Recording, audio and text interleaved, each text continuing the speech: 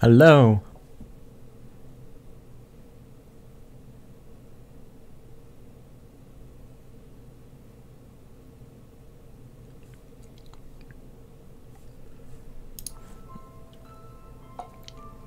No, it's only on YouTube.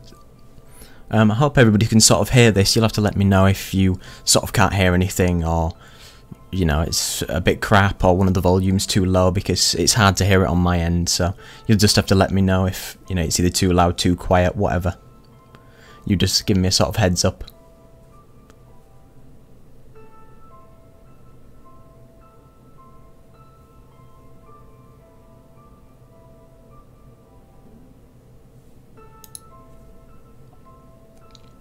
Yeah, because it's always quite fiddly just trying to get the sort of settings right for the stream, because it's sort of different from when I try and record. I mean, I've tried to put it in sort of like 60 FPS and see what the settings are like, but you never know with a stream, especially if, I don't know, the internet connection should be able to handle it, but hopefully you don't hear any sort of too many sort of clicking sounds, because the keyboard's quite noisy, so I'll try and be quite soft on it.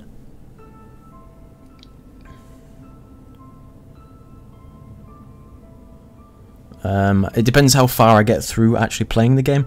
There might be some spoilers, so I mean, if you're prone to a spoiler, then you might not want to watch, I guess.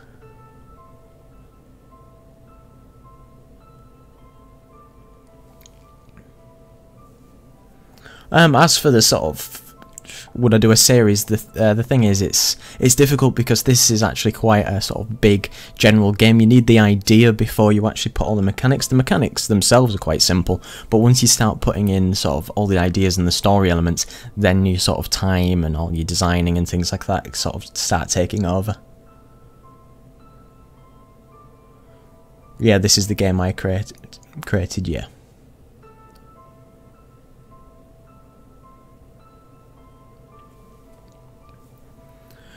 Yeah, most of the stuff was created by me and my friend who, you know, when we originally created the game.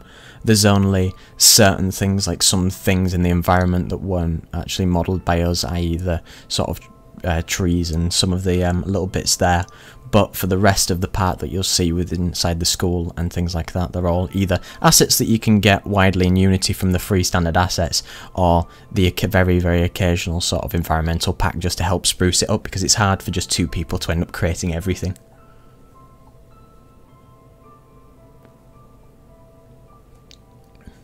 Yeah, it's made in Unity, and yeah, it's a horror game.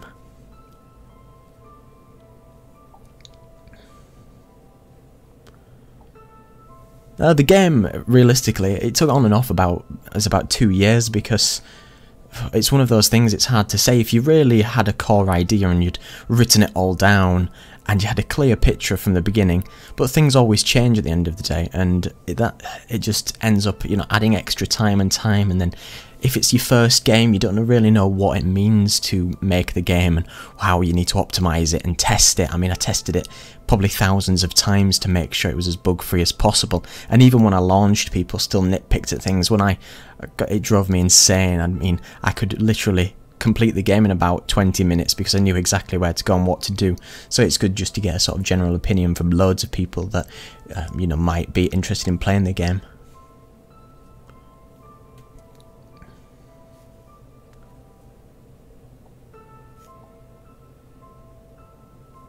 The game's over 10,000 copies at the current moment, but it was never one to sort of make millions and millions of, you know, pounds, dollars, or whatever you want to look at it. It was more of a one that, you know, we just decided to make a game, and it sort of moved on into a full release that we released on Steam, and then, you know, it went from there, really.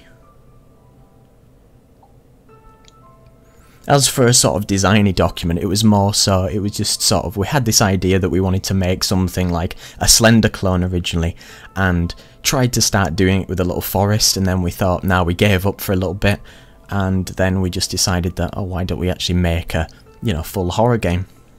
Because we'd seen somebody on YouTube who'd played a sort of indie horror game, you know, one of the YouTubers back in the day who'd play it, and we didn't like the look of the indie game, and we thought, you know, we can do a better job than this.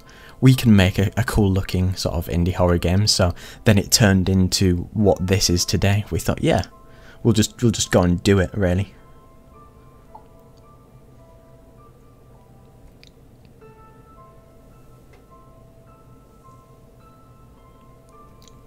Yeah, I'm gonna start in a second. It's just that I was waiting, you know, to give people opportunity to just come in and ask a few questions, because it's hard looking, you know, back from this into the chat. So it's just, you'll have to sort of give me a little bit of leeway in this.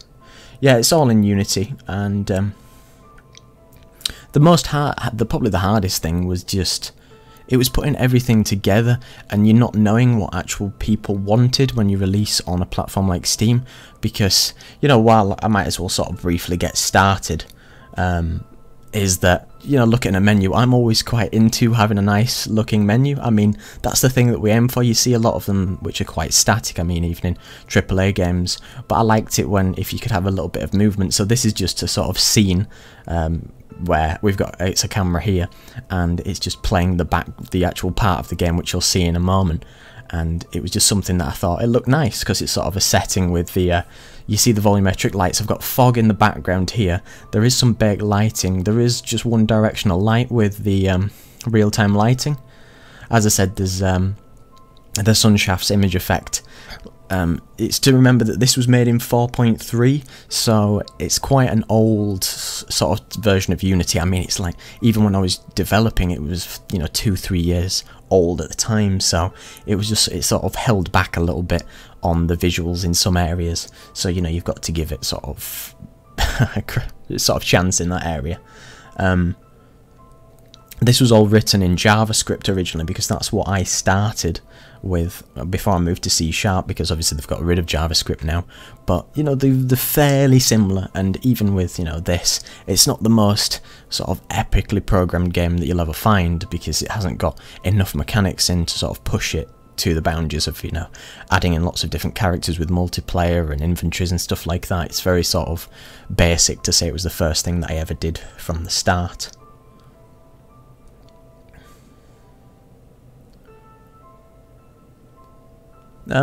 No, everything that you can see in every part of the game was made by me and my friend, whether it would be most, you know, 90% of the art assets, all the sounds that you'll hear in the game pretty much, you know, the effects, just the story, the design work, everything that's gone into it is pretty much by us, really. For this game, I don't really know how many lines it was. It wasn't an epic amount, because a lot of the things are quite simplified, because I made sure it was nice and simple, but it was probably a fair few thousand lines in the end, among, God knows, hundreds of scripts, I guess. But, like I say, every time you go and start a game, you learn a lot from it.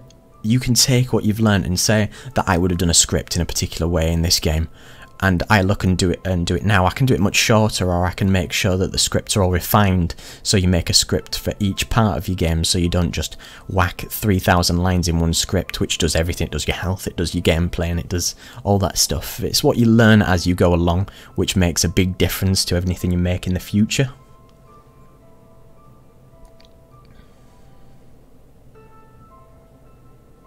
Oh, this game's already done. It was already released, so it's been out a year now, pretty much. So I'm just working on the next one.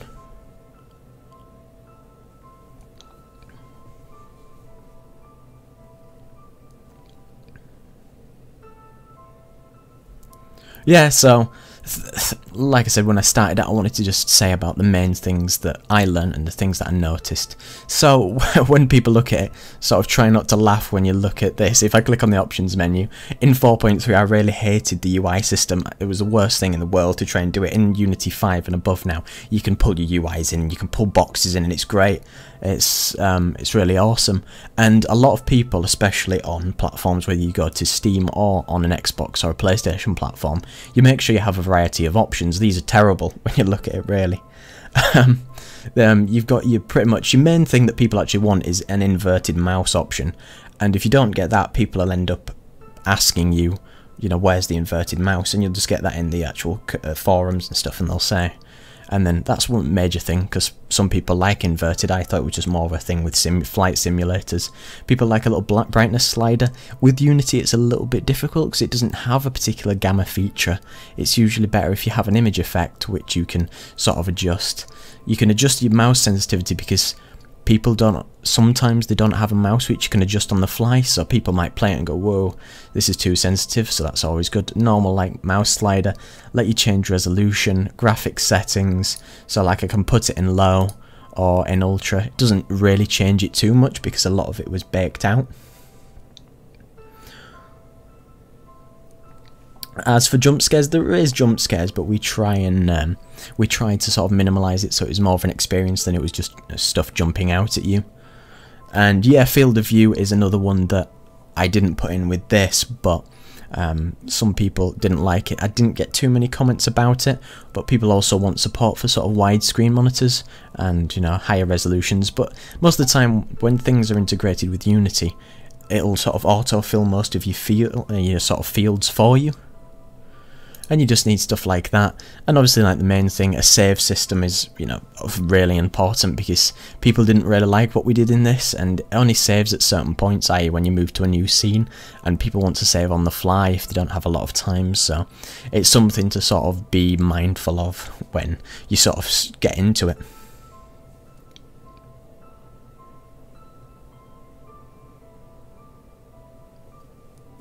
Yeah, it is the first time I've actually streamed something.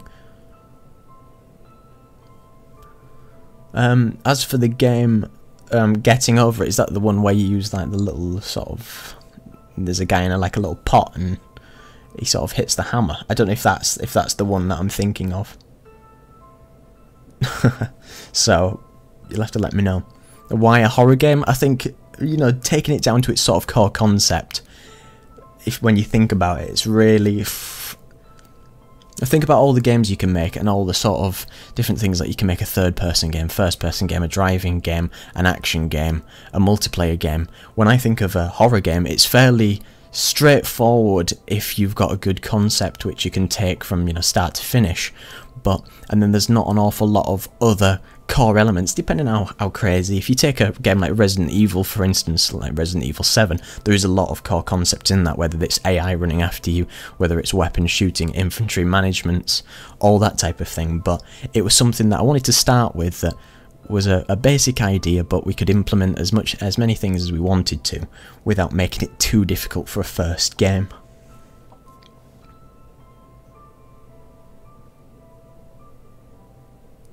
The game's $4.99 in pounds and $6.99. Well, you just want to look at other people's games and then decide, well, my games, you know, what quality and what content do you have in yours? How does it compare to some people's on Steam? You can watch YouTubers play, you can see other AAA games, and just decide a price point depending on how long your game takes, because people have a funny thing about if it's too short or if it's too long or if you've put too much filler in, the price can sometimes sort of negate the sort of difficulties that you're going to have down the line. I will continue with the survival series.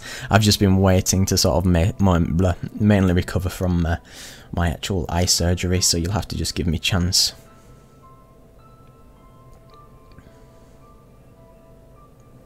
To be honest, some of the story sort of came in as we went along, but I say that's just the nature of games. Even if you're in the biggest studio ever, you're gonna, you know, come to something that was really the issue, or something that wasn't an issue and it has to be changed, or somebody comes up with a good idea that, especially if you've got two people, you've got to think of all the ideas and do all the other stuff, which you'd find a team of, you know, 20 and beyond doing it all. So it really depends, but it's good just to keep yourself on track and try your best to do it all, really. Really, if I put it into 2017.3, I'd have to redo all the models and stuff in PBR and things like that, and I don't think it's worth it enough, because it's not a blockbuster of a game, so therefore it's not worth me putting in the time to sort of redo it.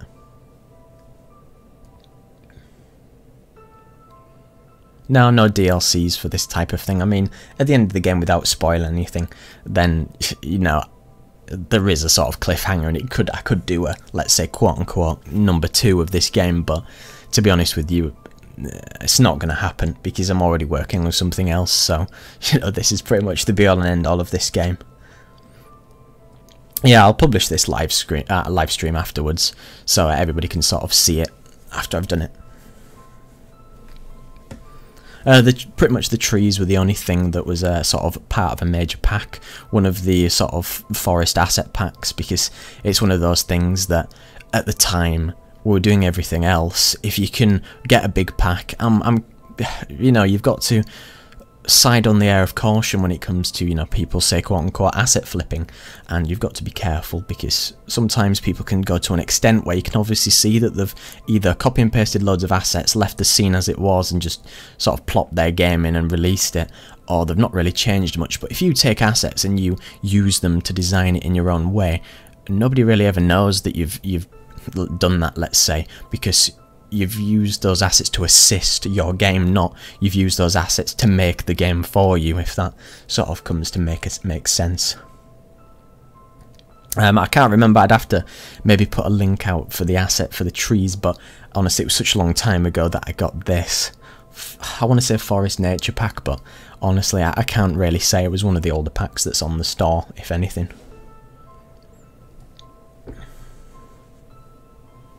So I'll start off now. So for the most thing, you know, you want little tool tips to tell people what they're going to do, so you know they can't just start the game accidentally.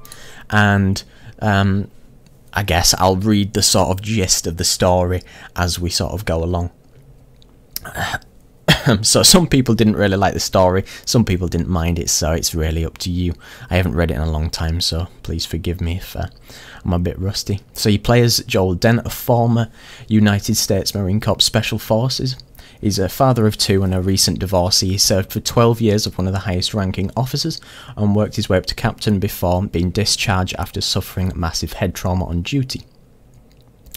Joel was highly regarded as one of the best company grade officers and received the highest commendation of Medal of Honor for his undeniable bravery while on operation. He spent 18 months in a medically induced coma. Doctors said that the odds are extremely low that we'll ever wake up again. Despite this, his former two squad mates, Mike and Philly, visited him every day and watched him make a full physical recovery over the next year. Joel still suffers occasional disorientation and blackouts, which he has regular checkups for. Joel was left having to build a new life for himself in a city, in a job that he doesn't like, and without the comfort of his children. His wife left him for a new man in New York when he was still in the coma. Joel hasn't seen his best friends for the last 6 months while they were on deployment, and they arrived to meet up for him for a weekend away on a back-to-basics fishing trip to reminisce about the old days, meeting off a hiking trail in the forests of Wisconsin. So, sorry if I butchered that. So just the story was, he was a military sort of officer, he had an injury, he was in a coma, he sort of lost his wife and children, let's say, and then he's going to meet his friends again in this, you know, let's say, make-believe forest that we have in Wisconsin. It was just something that we sort of cobbled together when we were deciding to do it. Now, I don't live in the US, I live in the UK, so it was just something that maybe resonated with people more. So, we'll skip on. People usually like to see just a brief overview of looking at what the controls might be, and then, you know, when you see the controls, you can look, you know, regular controls, WASD, EQ, F, and B. It depends what you want. And sometimes if you've got controller remapping and things like that, these should update, but it was yet again something in 4.3 wasn't very easy to do. Controller support was awkward because the input system in Unity was crap, and it still is, but there is other assets now to sort of help you along as you go through it. Why did I choose US for the character? I don't know. Like I say, resonated with maybe more people, so that might be cool.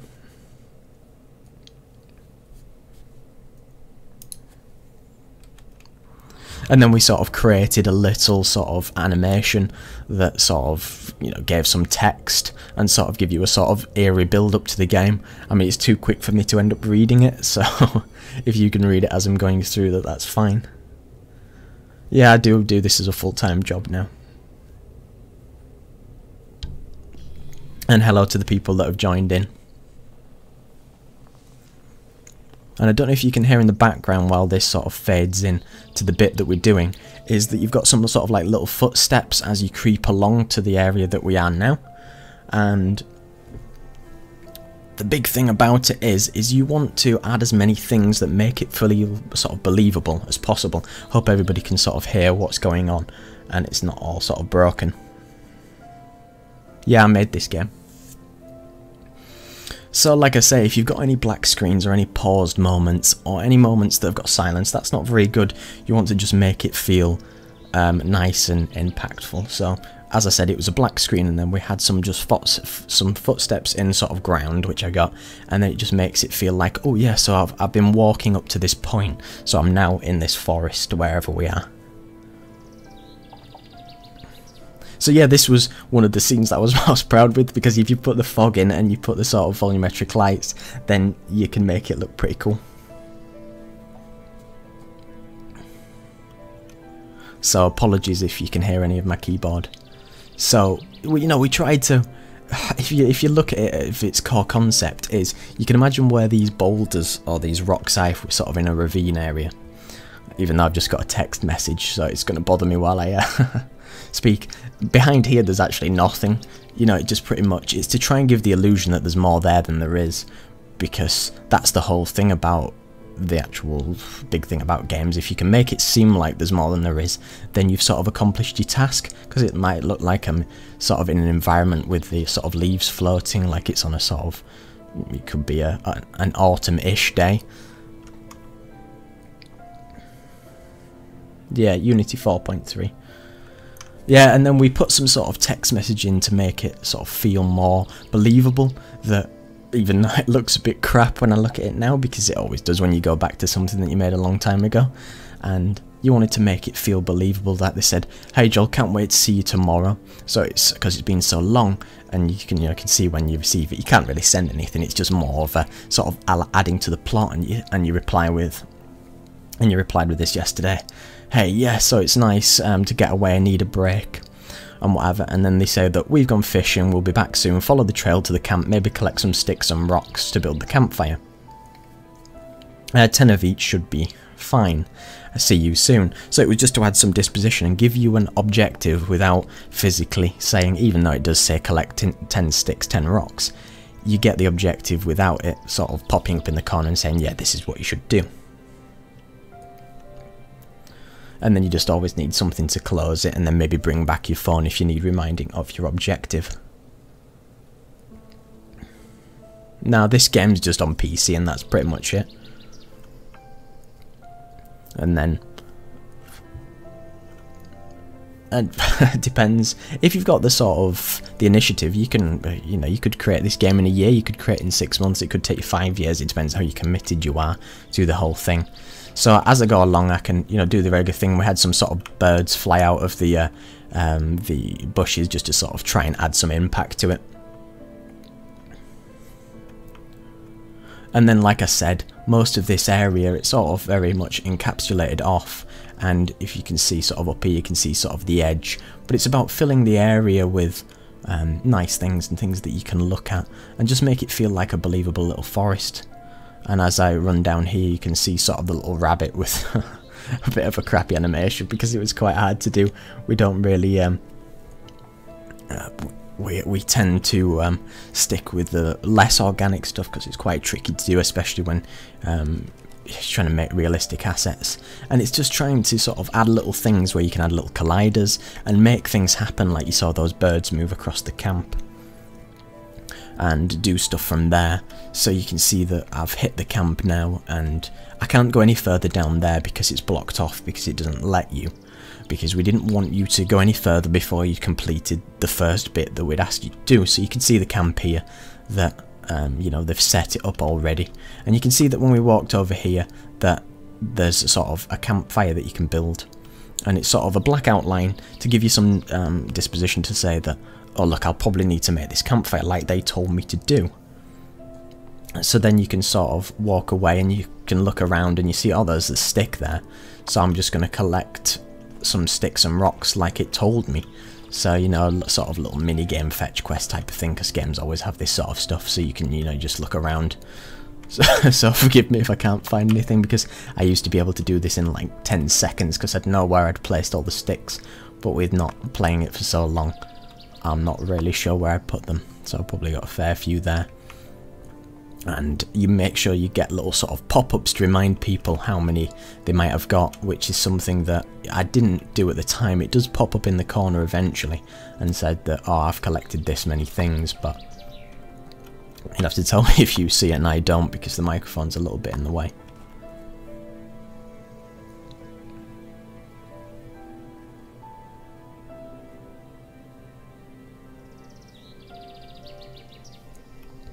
Yeah, some of the stuff, like I say, it's sort of, there you can see wood, 10 wooden at the bottom. You can see that some stuff is still quite, you know, when you learn to do the games, you learn to see what worked and what didn't, and it's always good to try and be as obvious as possible with a lot of things that you do, and give a lot of prompts to the player, especially if it's something that they have to do themselves, so you explain maybe why the crosshair goes red and how you need to interact. But sometimes it's about, you know, working it out yourself sometimes, and as the experience goes, once you get the core mechanics down with a game like this, with it being fairly basic, you don't need to do an awful lot to it. The textures, some of the textures from this are either from CG textures or the environmental pack that we had, and there is some post-processing in this game, but I didn't use an awful lot because it either taxed it too much or it didn't really add too much effect to the game. So as we're here, we collected the sticks and the rocks, and then we can, you know, move over to the area where there's that sort of silhouette of the campfire, and we can choose to place that down and then place the sticks to actually, you know, sort of craft a campfire, let's say, where it's really not. And you know, we sort of can walk around the camp and we want to look at whatever else is there, and you can see that we can highlight lighter fluid and matches, and we got the idea that there was a few other games that did it, you know, like this. I can't remember who it was, Ethan Carter, that did sort of pop-ups like this, and I really liked them. And I just wanted to do it for my game just because I like the little pop-ups at the top, so you can see it there, and I can see that I can press back on my fire, and we've crafted the fire like we were asked to do. It depends what you want to say about the game. It's not unique in the concept of the core concept of a horror, but it's more about we wanted to create an experience that was better than, you know, some rubbish sort of horror games that we'd seen, and then we thought, you know, it was good in the end. We thought it was a fairly good experience, so we decided to release it and make it into a sort of final release. The game does use some jump scares, but it's not fully focused on jump scares. It's more about the experience and the things that you find out as you go along. So you can see in the bottom that we got another text message, and the text message is filtered, and it says make sure you set up your tent and have a drink of water if you're feeling thirsty after a long walk. We won't be long.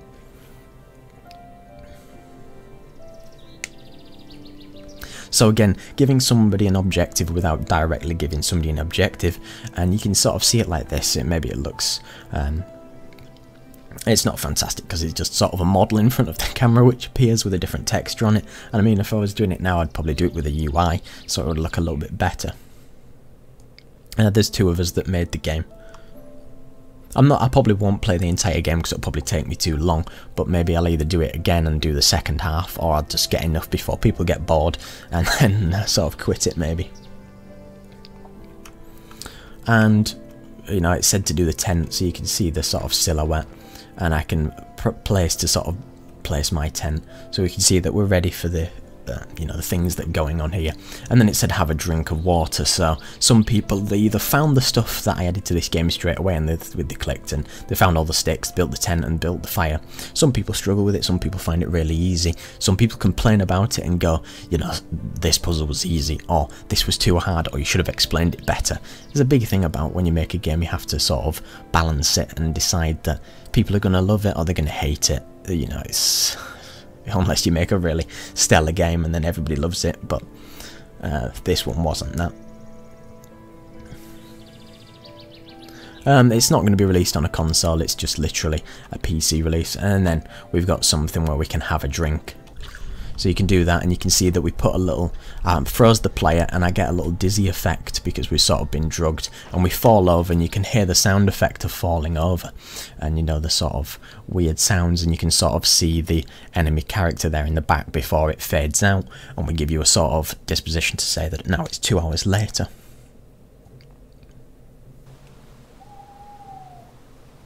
And then you give you something to, you're on the floor and you step back up and trying to add some audio into getting back up off the floor, because it's one of those things where, like I said in the very beginning, when you get up from something you need the audio to go with it to make it seem believable. So if you had a little bit of a rustling on the floor and maybe rustling of clothes as you get up, it takes longer than you expect just to make the little sounds that go with it, even if they're only a split second.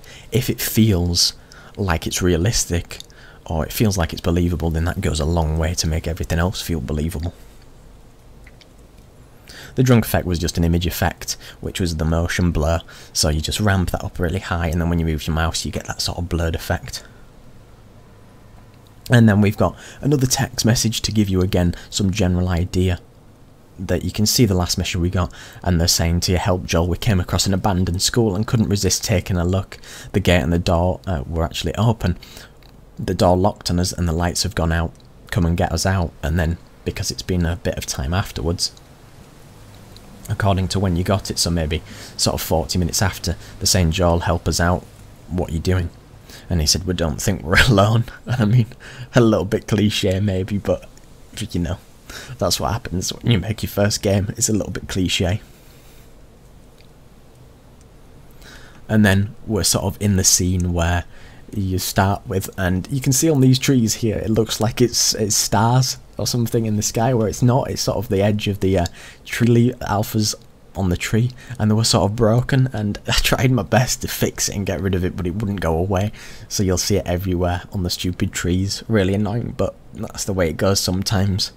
You just have to sort of put your head in the sand. I do have a tutorial on doing a fade in and out with a scene. All I did in this game was do a sort of black square in front of your camera and then sort of did an alpha fade across it. Yeah, I should have said that there were stars and that nobody would have known any difference and it would have looked okay, but nah, that's just a little secret. And then I put sort of a particle effect all the way around the edge just to make it look more eerie and spooky.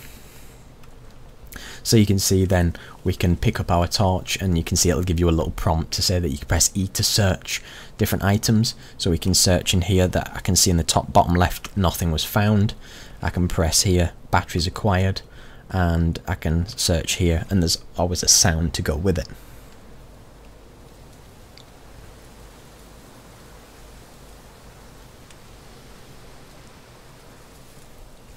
Now this was entirely created in Unity 4. Well, the thing is now with the wind zone it's already in now, so there's nothing I can pretty much do about it at this point in time. So I can press, you know, F and you get the regular flashlight and things like that within the game, and I'll just run down here to the sort of very beginnings of the game, and you can see that a lot of people complained about if a flashlight wasn't big enough, bright enough, didn't last long enough. Let's say that this, it has a fairly big arc and it has a little bit of a sway, so when you turn, you don't get the full, you get the full sort of range of motion, so you can cover all the sort of distance that you can. So it's not just like a little pinprick in the floor where you can't actually see anything that you're doing.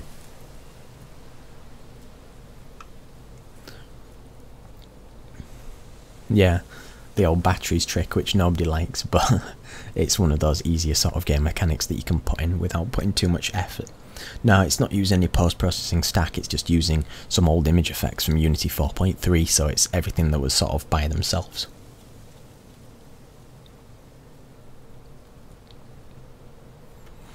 And one of the major things that I'll sort of mention is that a lot of times in game C at the edge of this map here is that I try to put things in the way to make it sort of seem believable, but it blocked off because I don't want you to be able to go down there. But there's sort of an invisible barrier, and people hate invisible barriers, and it's hard to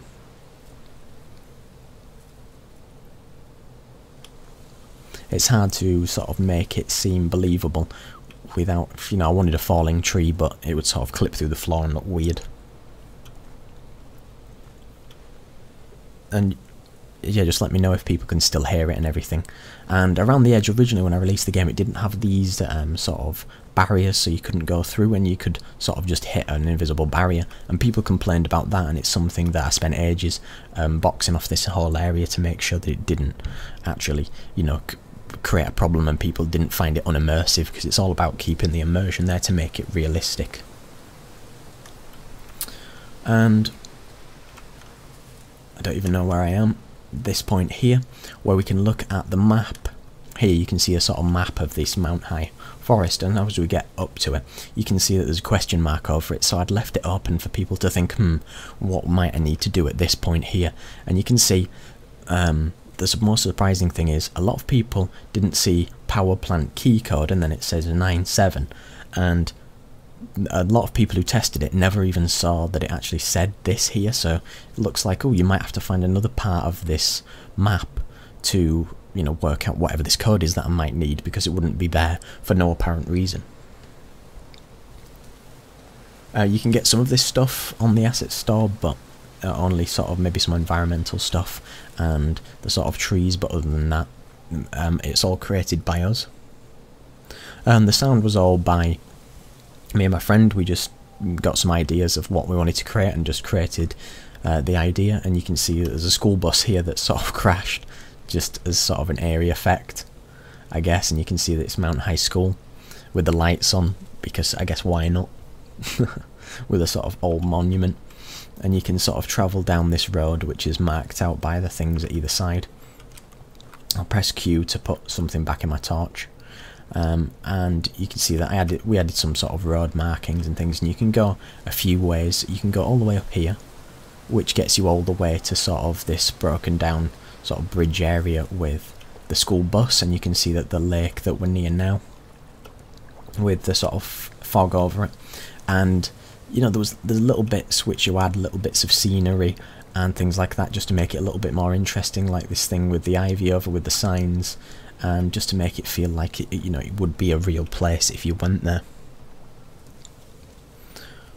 Yeah, everything's modelled by me or my friends, so yeah, everything is.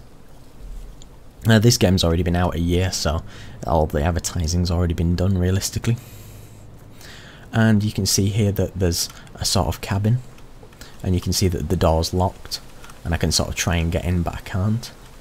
And I can see through the sort of window what's going on and what might be in there.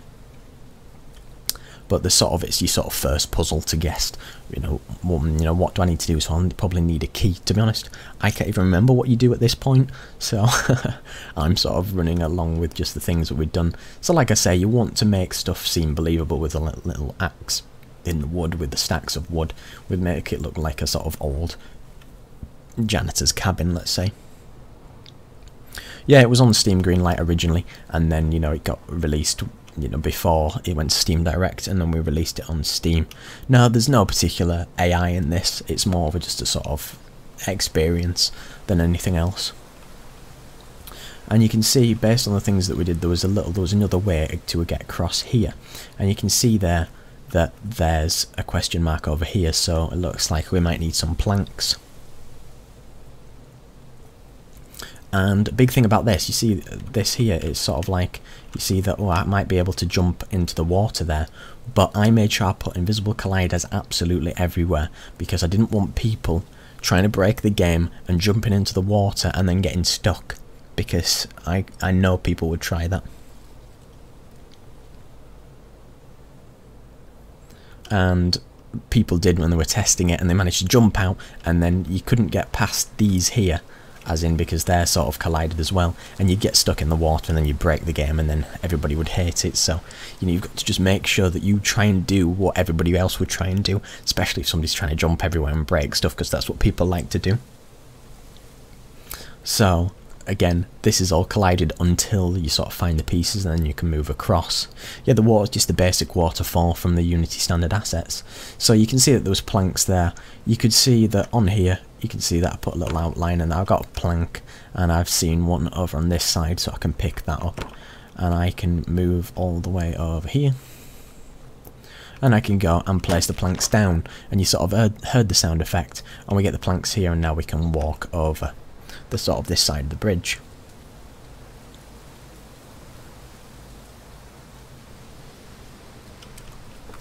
And we can sort of run across here,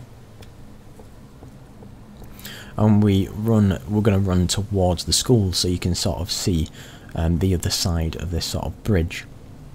So as I move across, you know, we just sort of tried to build the area to make it seem like it would be a believable area. So you can see the sort of entrance to the school here, and you can see the little sign, and I can see that the other side of this bridge that was blocked off by that bus. So now you can actually search the rucksack, so you might be able to, you saw a map piece there, and you can search the other ones. And then I got some batteries and I found nothing, so I've got that other map piece that I'd originally found.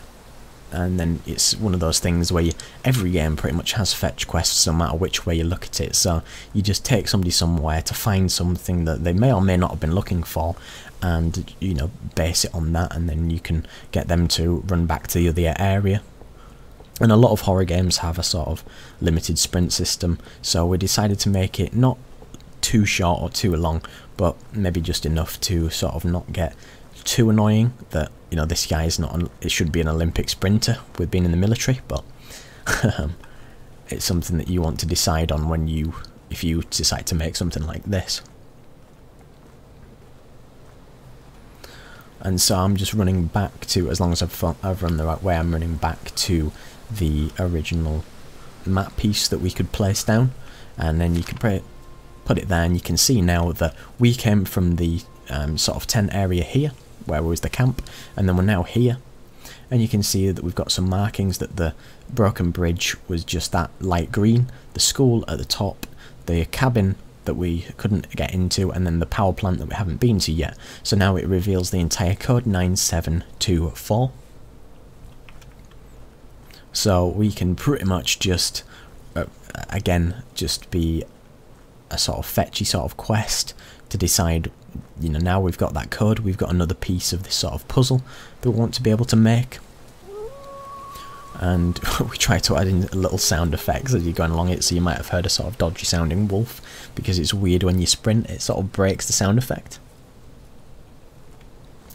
And we come into sort of the arranged power planty area, and this was sort of copied in a similar style that we saw the power plant area in Grand Theft Auto 5, and we sort of took some pictures of that because we liked the look of it, and we made sort of a little power plant area. Most of it looks pretty sort of outdated because it's in a pretty old version of the engine, which you know, I like to do a lot better looking assets these days, but it's about just learning new techniques as you go along.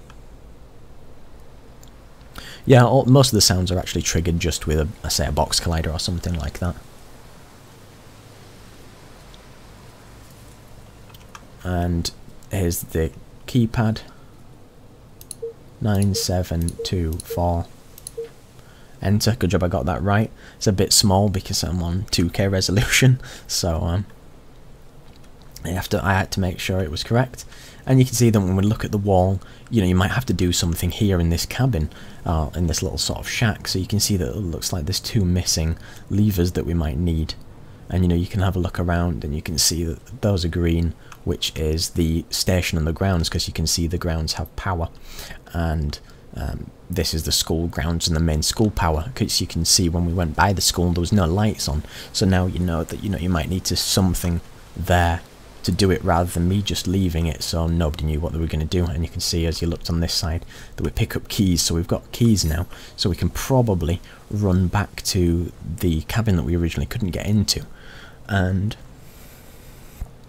you know, do something in there and find out more part of the story.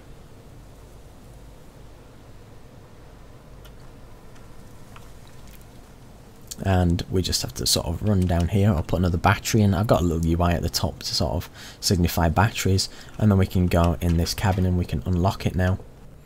And then we sort of added something to give you a sort of flashback as to what could have happened in the, you know, maybe previously in the past of something in the game, with a sort of bit of audio, but it sort of wasn't really embellished enough in the game.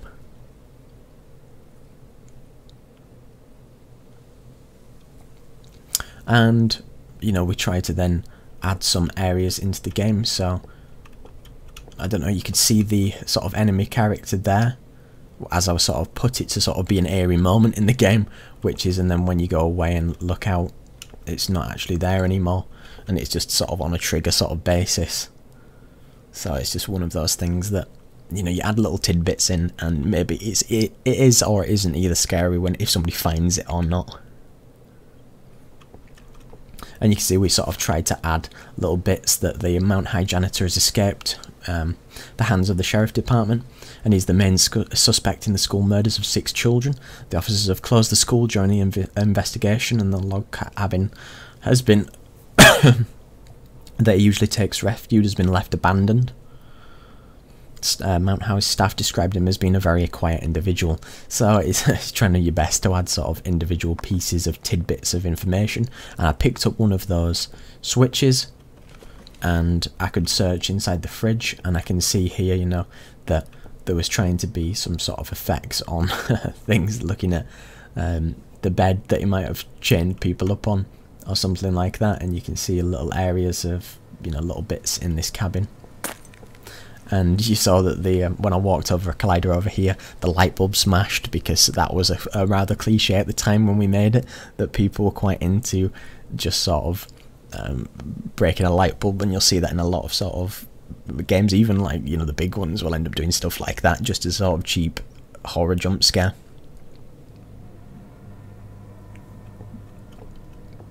And then we sort of tried to add in some notes to give sort of some disposition on the whole thing. So there's going to be a reporter that sort of had gone around and sort of reporting on this whole event, so you find out a little bit more about the whole story in general. So we started it as, you know, this is somebody who's been here before. Things have been really slow for a decent story at work. I don't think I have long left before I get the sack. Mr. Thompson has been a total dick lately, ever since I stole the Jenkins farm story from last month. Always was a slimy douche. I really need a decent story. The Mount Howie school killings will be an epic article if I was surely to make it to the front page. The school is off limits due to the toxic spill,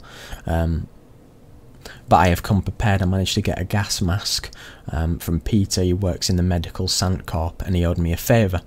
I mean, I know I could get into a fuckload of trouble for going in, but I can just run the story as an anonymous interview from an old student.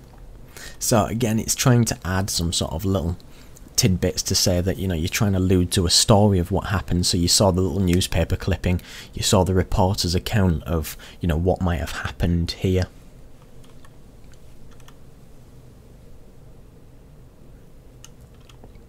And it's about, you know, getting those little tidbits and then taking it with you. So I got those two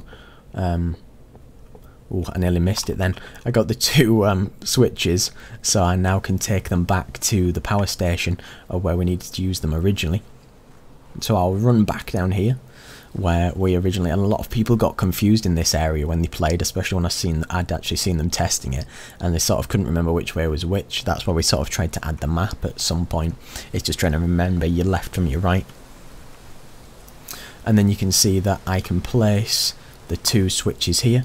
And now we're going to need to sort of do a little mini game. Now this one was either will make or break you as a person, and some people got it in like 2 seconds, or some people took 20 minutes trying to do it, and then some people gave up and sort of maybe left a negative review, or some people just said it was too easy. So it's again that balancing act, because it depends who you are. I don't actually know the solution to this puzzle, so I'm going to guess. That's right, so number 1, that's right. Is it the end here? There. Now what did you guess? Got it first time. And then we've got a little prompt to engage the power, and then you get the sound effect of the power station powering up some of the generators. So now we can run along here, and we've got that power on for the school, so we can that was pretty easy if you know what you're doing. But what happens if you don't? If you get it in the wrong order, you can pull this. We have to pull 5 switches in a specific order. If you get one order wrong, it will reset at the 5th and end switch, which confused people because it doesn't just reset as soon as you get one wrong. So that's what I think confused people in the long run. So it just depends. If you get one right, like one light green, you remember that was one of the ones in the order. So if the first one went green, you know that's the first lever that you need to pull in the particular order. If on your third go one lit up, you know that was the third switch to pull in that sort of order. It depends Depends who you are and how you think of it and how you work out the puzzles, or maybe it was how my mind worked it out and decided to program it. It's, you know, good or bad if, you know, you think of it like that. My PC specs is sort of a regular i7 with a GTX 980, so it's, you know, not the best, but it's not bad. And we sort of added in a little sort of a flashback again for sort of splashing in the water, just to us trying to add some sort of eerie effect, and that probably made people jump more than anything else in the game.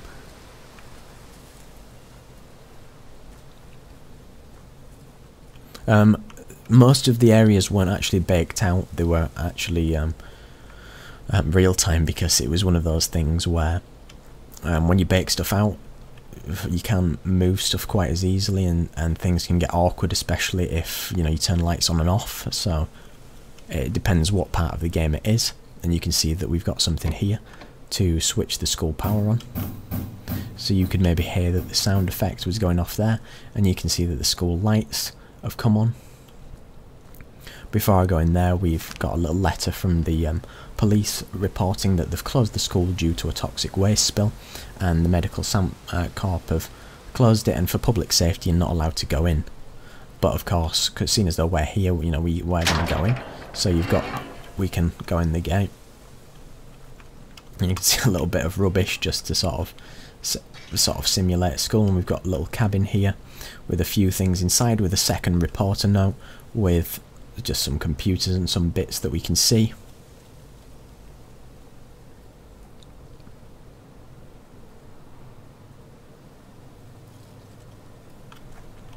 And you can see the reporter note too, that it says, oddly enough, that the power seemed to be on at the school. Very strange indeed. I managed to find the button that opens the main school gate. The place is really strange, eerie. Hard to think that this was a fully functioning boarding school. The main entrance was locked. I have a set of keys for the security porter cabin. I guess these might open that side door. It's probably just psychological, but I could swear somebody is following me. It will be that janitor. Ha. So we tried to sort of maybe add an element of comedy to sort of almost be ironically aware that you're almost in a horror game, but, you know, I guess the reporter wouldn't necessarily write notes quite like that. Maybe if it was on sort of maybe a tape recording that somebody was dictating to themselves. So that's maybe what it was, you know, somebody with a little bit more comedy than anything else. And then we just tried to make it sort of simulate a school, so you can see that this bus is on, you can hear the engine, and we just put some seats and sort of tried to simulate the look of a sort of grand boarding school by putting sort of trash and stuff in here, and have little sort of potted plants with the wall around with little sort of bushes and lights and just stuff like that to try and simulate it and then make the look of a grand school. It almost reminds me of, people said it looked like, sort of reminded them of Outlast, and that was some sort of inspiration when looking at it, even though Outlast's sort of whole concept of the game, along with models, assets and the engine, was much more sort of you know, broad and very spectacular, especially when you'd seen it. And this is, you know, a lot more of a dumbed down version, but it was the best thing that we could do at the time, you know, with sort of the ivy coming down with the sort of lights on the school and things like that, to try and sort of simulate the look that makes it feel believable. And then we go into the side gate here, and we sort of get to a sort of little play area with some swings and stuff like that. And if it was a boarding school, you know, kids might end up playing out. And then we get to this sort of side door, which the reporter was actually sort of mentioning about, and then we can enter the school, and you get the blacked out, and you heard the sound of me opening a door, and then we get into the school now, and, you know, we're directly into the school, and we get another text message to sort of now describe more of, you know, what you might need to do. So it's, you sort of reply and say that I'm inside, where are you? We're using the light from our phone, but the battery's almost dead. We found some paint in one of the classrooms and have painted arrows leading to where we are. So, you know, again, it's trying to give people things, and I give you a sort of objectives to say you need to search for your friends, so you have this the forefront in your mind. So I'm here now to search for my friends. So now I can see that this was the arrow that they were talking about. So I've given you some direction in how to actually first, partake in the actual game. And again, this was one of our sort of favourite areas that we did, because the foresty area back there was sort of the first thing we ever did when we created this game, and the school was what we probably spent most time working on, and just sort of decorated the most. And you can see it, like like the little bags here, the tables, the sort of, I don't know what you call it, the bunting, the sort of flags that you'd see, and the things that are around and about, and things like that. And the sort of different alphas and cardboard boxy stuff that's on the floor, just to make it seem believable. And then you can sort of walk into the bathroom, and you might be able to, I can't remember if I don't know if you can hear that, because I don't really have my headphones on because it annoys me too much. But you could interact with some of the dryers, and even in, I think, one of the toilets you could interact with to flush. if that's what if that's what you could hear, because we wanted to make it so that at least some stuff was sort of interactable and makes it feel like it was a place which might be something you want to go in. And you can see that we sort of put markings on the door to sort of suggest where you might want to go, and you can see the sort of some of the stuff that we'd seen, and we tried to add more sort of letters and things to make it seem like it was a school at some point. So we had a teacher's report for some of the kids that you will see that may have been abducted or something has happened to them, so you see a comment on their behaviour, and what sort of some information on those children if you feel like you want to look at it. And we had different areas where you could search for batteries and things like that. And with a lot of things that we did, especially when there were core puzzles, is that I put a question mark there. So if you end up looking at this when you wanted it, you think, there's a question mark there, so I might need that in the future. So you can look at it and think, I'll remember that, and then you might then think about it, and you can see that there's a projector on at the time, so you might want to use that in the future. So it's about giving tidbits to the player without obviously saying, look at me, I need to do something with it. You just want to, give the impression that there is things there as well. And as you sort of creep along the school, you can see that I blocked off certain areas where I didn't want you to go in, or I think you heard some banging there at that point, because it was just trying to add little eerie bits into the game, just because what's more ominous than the sort of knocking on the door? You always hear that now. I mean, at the time it wasn't quite as prevalent, but I mean, everybody likes to have a good knock on the door at this point. And then we sort of put little easels which the sort of main enemy of the game could have been setting up to sort of try and scare you or sort of play with you. So they're asking, would they go this far for you, when you're sort of asking sort of moral questions about, would your friends do it for you, and will you go that far for them, and what have you. And you can see that we can see that there's an algebra lesson, and we can do something with that. And then there was a little search in here to find something.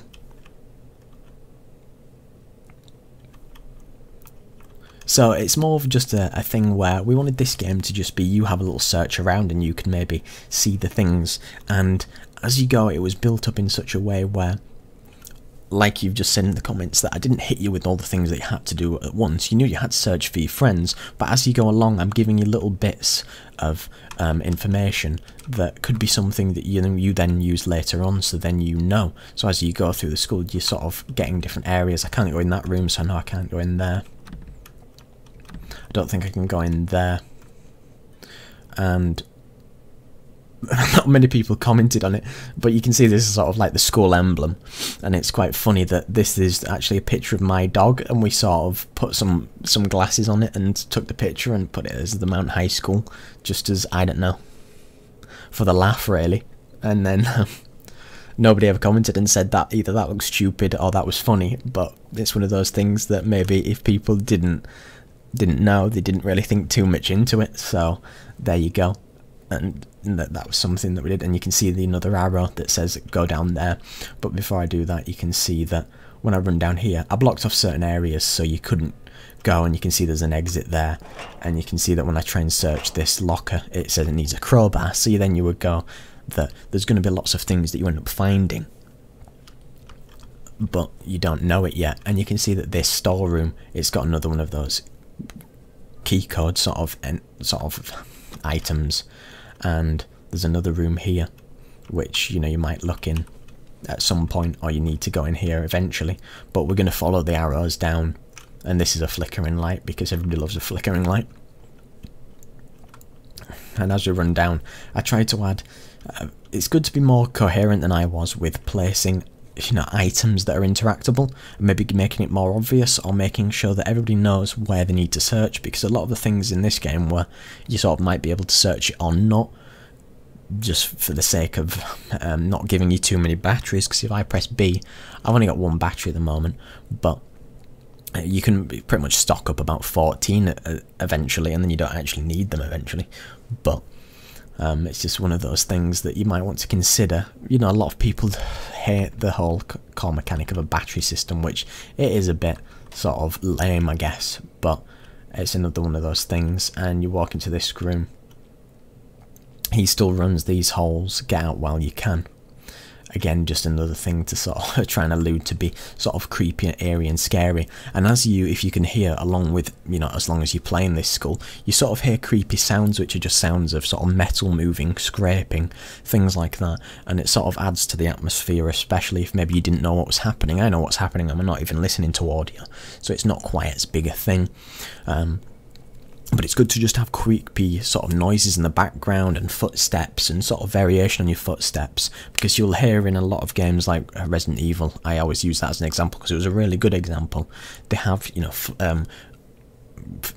what do I want to say, like footsteps on floorboards, and they have lots of different creaking, and then you'll hear creaking, sort of just general ambient creaking, and it's quite scary. I mean, if you sort of sit silent in your house, really quiet, you might hear, you know, your computer, you might hear some lights buzzing, you might hear some people outside, you might hear some creakiness. Houses and buildings are not silent. It doesn't mean there's ghosts and monsters running around, it's just one of those things that make it seem a little bit more eerie. And as you walk along, put a little basketball on a chair, and you can hear sort of some keys and a sort of flashlight, and you can hear somebody going into a door. So it was sort of to then allude to the fact that, oh, you might want to go down here at this point to see what's going on. And you can see that there's some sort of like a spill here, but we can't go in this room yet. And, you know, it's just to, again, trying to allude to as many things as you possibly can. And you can see I heard the sound effect from down there, but it's pretty dark. And you can see that this is the gymnasium area, or the sort of gym area. And you can see that when I got to this door, it's actually locked, so I'm going to obviously need something to go in it. And I can run down here, and you can see that blocked up. Now you can see the stairs B, and I can have a look, and you can see that I try to mark everything accordingly. So now you need a key card. So we've got about 1 million things going on now, and you're already thinking to yourself, God, I can't remember what I was supposed to be doing. I'm supposed to be getting my friends, but where are my friends? Now we walk down here where we heard that original sound effect, and I'm trying to remember what I actually do in the game because I haven't played in such a long time. And we're in this storeroom where I'm going to just try and collect all the batteries that I can. And you can see that there's now some barrels with looks like an oil spill, and with a question mark on. So, you know, again, you might need that eventually. So you're getting still little bits of story and little elements where you think you might, you know, eventually come back to all these places if you find an item that you might use. So again, it's about, again, like I always say, set dressing. So the whole school was, you know, dressed accordingly to look like a school. And I think something bangs in there. I don't know if it did. Did it bang in there? You'll have to tell me, because I can't hear it. Again, just little bits where just to keep people on their toes when they go past, because it could be something there. Yeah, the things that you could search were just randomly had batteries in, either yes or either no. It wasn't set specifically. I could have set it specifically if I wanted, but it's one of those things. And then this was a specific sort of art room, so you can see sort of like a paint spill and art equipment and things on the floor. And you can see that a little note here on the thing. I can't remember, I can't really see what this says. Sam Hawking's English. Asked to move and continue to talk. Fair warning given. Refused to do so. Argued when I would not give way to him. He refused. I'm being told to move for doing fuck all. Well, that was it was difficult to read that in that font anyway. That's actually a note that I think was just, again, something to add something to the game which made it feel like, you know, this might have been a kid who was a bad kid, and you'll see reports about that child and the other ones, and just, again, something out of nothing, just to add sort of some position to the game. And now you can see that I got a computer room key from this drawer here, so we must have passed a door which had a computer room. So I always give you some sort of information. Some people did want an inventory to check what we had, but as long as you didn't wildly click and not realise that you picked up a key, you were okay. And in hindsight, in the future, I would always add something to say that, you know, in the bottom corner, to show that you've got a key which you can highlight over, so you remembered that what you've always got, so you don't just run in and go, oh my god, I don't even know what I just picked up and I've just wasted it. So I think it was one of the doors on this side, so you can see computer lab, which I can now open with the key, and I can walk in here, and I'm trying to think what I needed to do. Was there something in here? I can't remember. I think I can switch these computers on, so you can see that I, you know, did some interactability with the, you know, the things in here. So this was sort of the first major puzzle,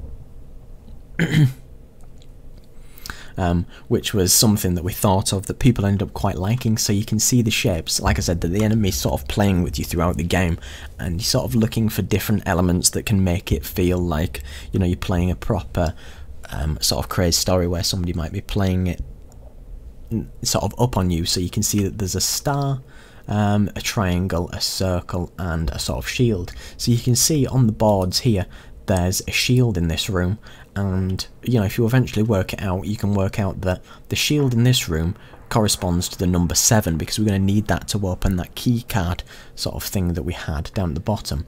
So we've got a 7 as, I think, the last number. We need to look out for a circle, a star, and a triangle. So you've got to look into the other rooms that you could possibly go in, and we've got a security room here which has also got a keypad. So was there anything in this room? Yeah, so it's a circle on this room, so that is a 6. And, you know, I hope everybody's remembering this for me, because I'm trying to do this, look at the chat, and so we've got a 7 and a 6. And I think, as I recall, there was maybe one in this room, a triangle being 4. Triangle's 4, and then could there have been one down here? I'm not 100% sure if there was, but yeah, and then the diamond is 1. Now I've already actually forgotten what was the diamond being 1. And I'll run back. Some people didn't like the fact that you had to backtrack quite a bit, but it's trying to add some sort of longevity to the game. So, did I actually find her?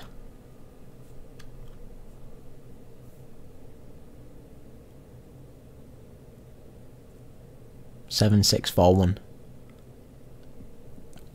Yeah, well, I can't afford paper, so that's all we've got.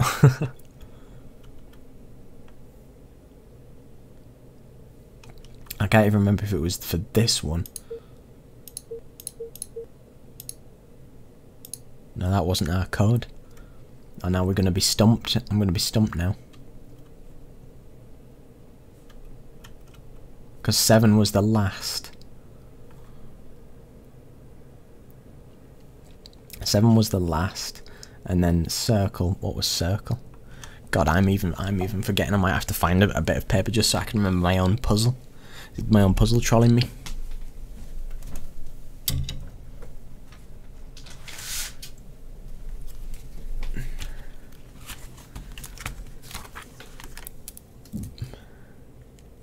Oh. I should have been prepared for this, really. Should have been prepared to sort of work out what I was supposed to be showing. But again, like I say, even if I'm struggling to remember what it was, then you know, it was good enough to confuse everybody else. Right, so the last one was definitely a 7. The circle was the one before that, which was a 6 in this one. I used to remember all the codes off by heart, and I could, you know, run around, like I said, in the game in 20 minutes, and then, you know, I'd complete it before you know it. In this room, it was a triangle. And what's that? 4.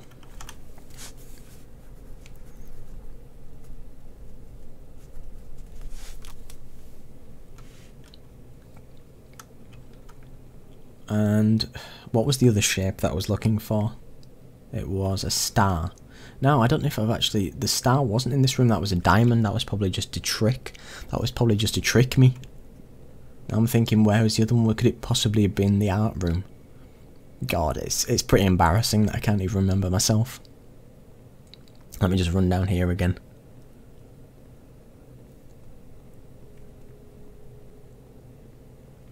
Hold on a second, give me a chance.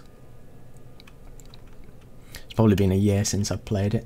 Now that's a square, I didn't need a square, did I?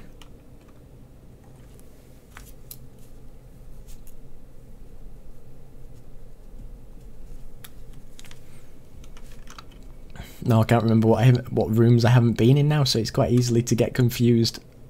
So I've been in that one. We got the square. I don't think there's not a room down there.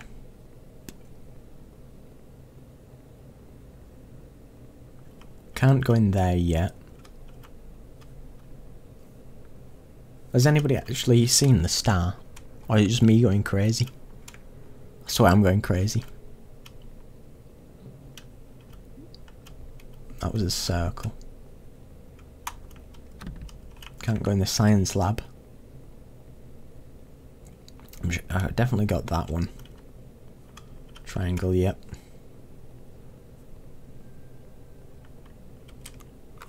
It had to have been down here. Was it this? Probably this room here actually that I haven't checked yet. There it is. There we are. Room number 2.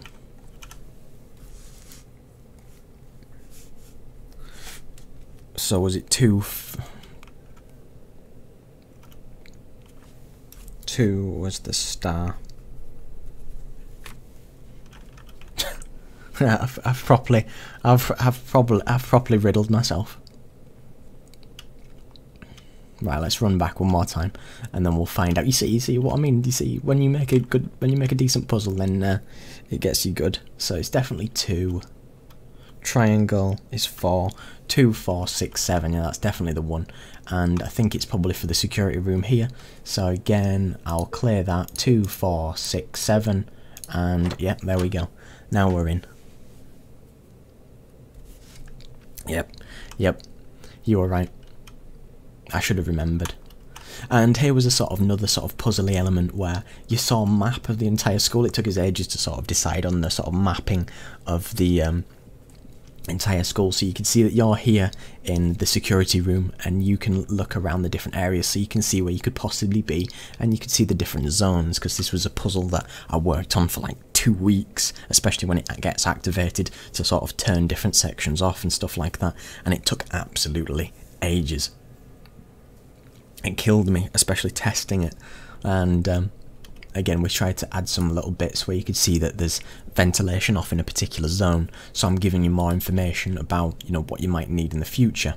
And you can see that now there's information on the backup generator, and you can see that I put a question mark because, you know, everybody loves a little question mark, and you go, oh, and you just putting a little alarm on just because, why not? It doesn't do anything. It was just something that thought would be funny and maybe scare people. A few people jumped when they tried it, but that's because they were a bit of a coward anyway. And you can see that I've got sort of different cameras, so you can see different areas. So you can see the power station, you can see the different areas of the school. They're not live updated, they're just pictures to save on performance, but they're just to add a little bit more believability, so you can see exactly what's going on within the school. And you can see this computer which has got some sort of information on, which again you might need to use in the future. And I've got something I can pick up, a memory stick, which is like a flash drive. And I've got another note here from the reporter saying that I managed to find a code to the security room. It was written in a notebook, must have been one of the security team members. I sat through what felt like hours of videotapes. I finally found something. The janitor had taken 2 students down into the laundry room. I knew there was something about that room. He had one of them tied up and made him watch as he beat the other with some sort of weapon. It was extremely hard to watch, but it was good evidence for my story. I can see it now. A police cover-up, beating and torture took place in the school. I was right under the nose of the head teacher. Strong but effective, I guess. Time to get out of here. Now, this was quite ironic because the actual head teacher of this school is... my dog's a beagle, and we put the actual principal is actually Principal Beegs, so it was right under the nose of the head teacher. So again, if you sort of were in on the sort of inside joke, right under his nose being a dog, haha, funny. And again, just some sort of, you can see the tapes there that he might have looked through as it was going along. So again, just adding little bits to sort of reinforce the idea that there was a reporter here. He had looked through loads of tapes and he had found some sort of details, but now you remember that we'd got a key card, and you remember that computer that had a question mark at the beginning, and you think to yourself, yeah, I could probably use it there. So I guess, oh, and now we sort of added in another element here, and you see that the sort of, we start and, you know, try to creepify the whole idea of this game and add the sound effects to make it seem, you know, have you got what it takes? So these things sort of appear sort of in an I can't even think of the word, ominous areas to make it feel more creepy than it, you know, it needs to be. Because you don't need to put a sort of a ghost man jumping out in front of you, because, you know, you don't need to do that. And you can see that now I can take this to the computer, and it said use the memory stick, and you could hear a little sound.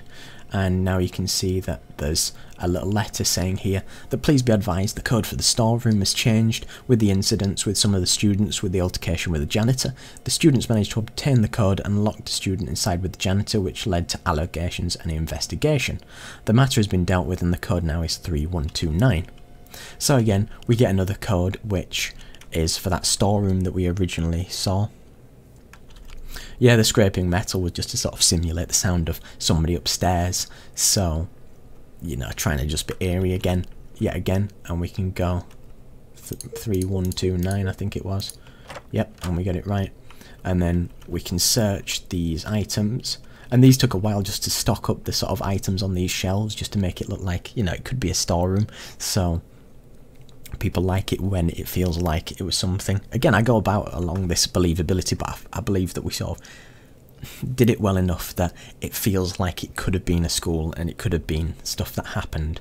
So now we can open the door and go down into sort of creepy looking basement, and we can walk across, and you can see there's some eyes at the bottom of there which sort of, you know, were there to sort of be more spooky, because you sort of reveal a little bit more tidbits of what that thing actually was, you know, later down the line. So it's about now giving you something else to think about. You know, is there going to be actually some, you know, AI that comes around and chases you, but you don't quite know.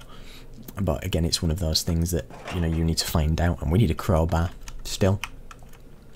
And you can see that there was another letter here.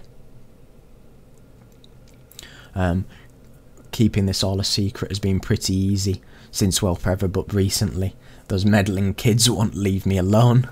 They're on to me, I know it. I'm going to have to do something about them.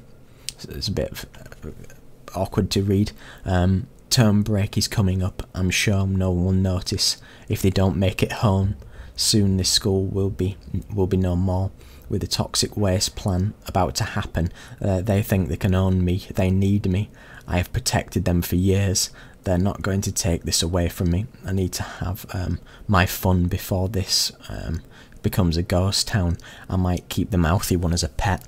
So again, this was supposed to be something from the actual janitor himself, sort of writing something to say that, you know, the kids, you know, may have been bullying him, or, you know, there's something alludes to something more sinister going on. And you can see there's everybody's favourite puzzle here again, and you can see that, oh, we might need another switch to do this. And everybody's favourite, everybody's waiting for the bolt cutters. There they are. Now we can get into the gym. To sort of allude to the next bit. How many hours did I put into the entire game? I wouldn't like to say really, probably too many. Yeah. The meddling kids was quite Scooby-Doo-ish.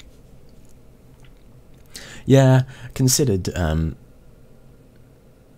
did I consider doing voice acting for it, or did I consider getting somebody to voice act it for us? Because it's one of those things that people don't like it if it's not done well, and if it's sort of cringy, then people go, oh, well, I'm not very good doing voice acting. And we've got a bulb that we might need, and then there's report note 5 again, trying to give you more tidbits to what's going on. I could hear noises, moans from the basement. It seems to be from the laundry room. The door is solid, nowhere to get in there. This must be where those incidents happened with the kids. This school is really messed up. I think I saw something down one of the corridors. I don't know what the hell it was. It was short, quick, really strange looking. Maybe I'm just seeing things. Nah, I'm definitely seeing things. I'm going to see if I can find any more information, maybe some clues. So again, the janitor alluding to some stuff that you've even have already been alluded to, already read some things about, and you can see that the laundry room is there, but we can't go in that yet. So we've got the bolt cutters, and so we need to now head back out really. So what would I recommend somebody starting off game development? I don't know, try not be too ambitious with your actual game itself. Just keep it fairly small, and, you know, get confident with writing some game mechanics, and don't get too overwhelmed with doing stuff. You just need to break it down into small little tasks. And like I said, that if that door by the gym was locked and I need to pick something up, you just add a little sort of check, a little boolean to say, now if I've got the bolt cutters, I can, you know, now open this door. So it's just pretty much the base, just like that. So now you can see that I can run back up here, and I can run down the school to where the gymnasium area was. Like I said, I considered the voice acting, but then I need to find something to do it. I'd need to program it all in. So again, I didn't really feel like it was worth it enough to end up doing it.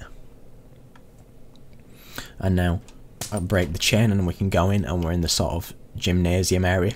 And this was quite a difficult thing to do in Unity 4.3, because see the wooden floor, which is a bit shiny, there wasn't like reflection probes and stuff. It was something where you had to bake out a texture of this area, and, you know, based on the lights that were there, you made it look a bit more reflective, because it was quite hard to do. And you can see, you know, just some sort of gymnasium mats and stuff like that. There's even some rope. I don't know if I think I put there, I put a sort of cloth modifier on to make it look like, you know, those ropes that you get in sort of a gymnasium area. They sort of go a bit weird, but there you go, sort of another sort of little tidbit, because you can see that there it's sort of a bit broken, but I thought it was cool nonetheless, and with the little markings and stuff that are there. And now we can go into an area that we haven't been in yet, and we can go into the sort of changing room area, and here we still need a crowbar, and, you know, we think that if we can go into a new area we'll probably find something cool, and there we go, pick up the crowbar, everybody's favourite also. And you can see now we can end up searching all these lockers, and you can see that if I can search these lockers now, then I could search all those other lockers that were closed beforehand. So, you know, then I can get a stock of batteries for later on. Almost like when you get a boss battle, but not quite like that. And we've got another reporter note. This is probably, I think I remember this one. I went to leave through the fire door, but of course it's locked. It's like I'm in a horror game. Haha.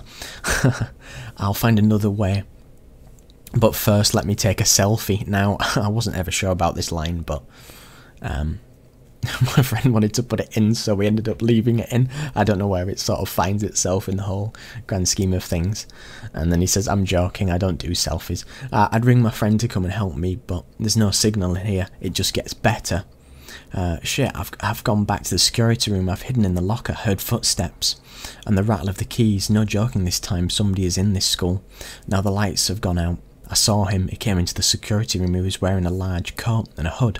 Was it the janitor? Surely not. He didn't hear me. I held my hand over my mouth. I'm really spooked. There must be an exit that's open.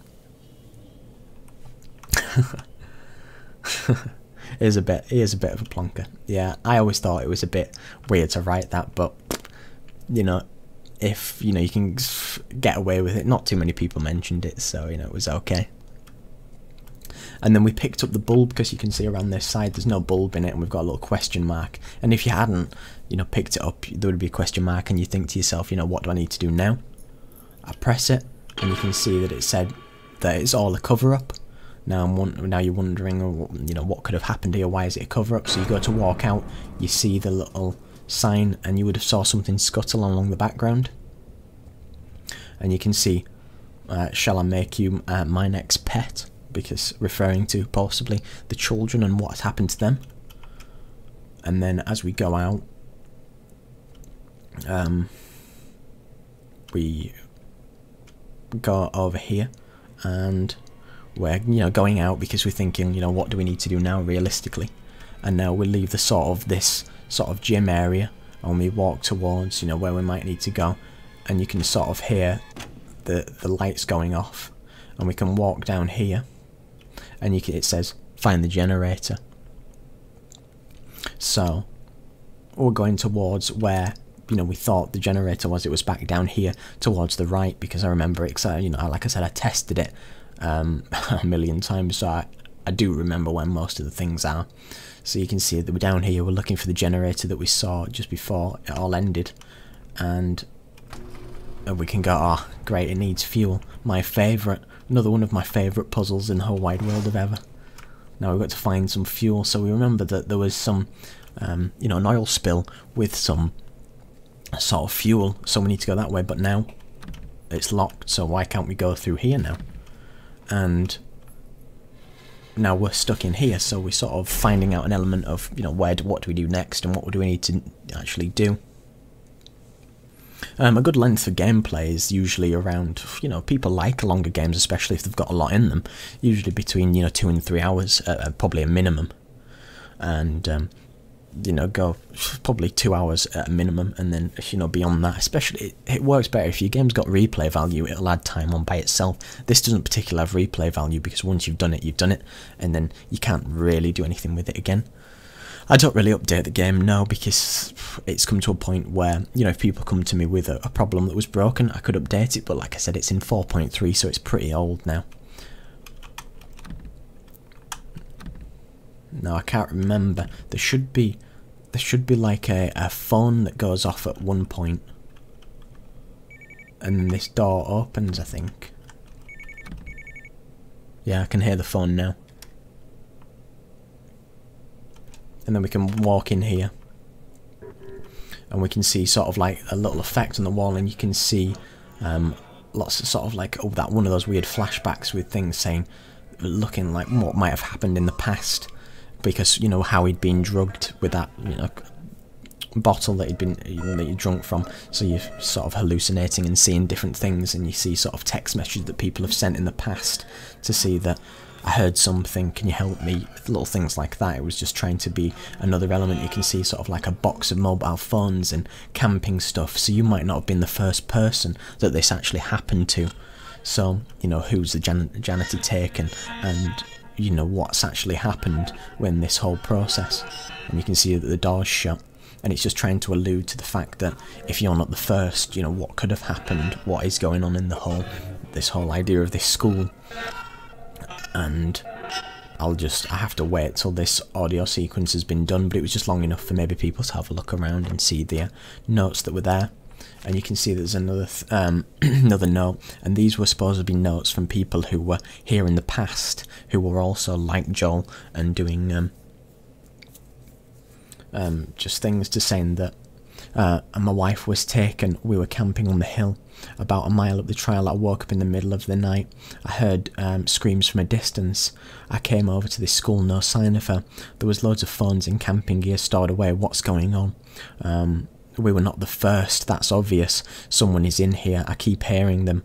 All the exits seem to be locked tight. If I don't make it out, please tell my kids that I love them. From somebody else called Joey C. So it was just trying to allude to the things that you already sort of may have worked out in your own mind. And now, look, we've got another text message at this point. So now we've got another text message, and you can see that this is the last text as my phone's about to die. I don't know where Mike is.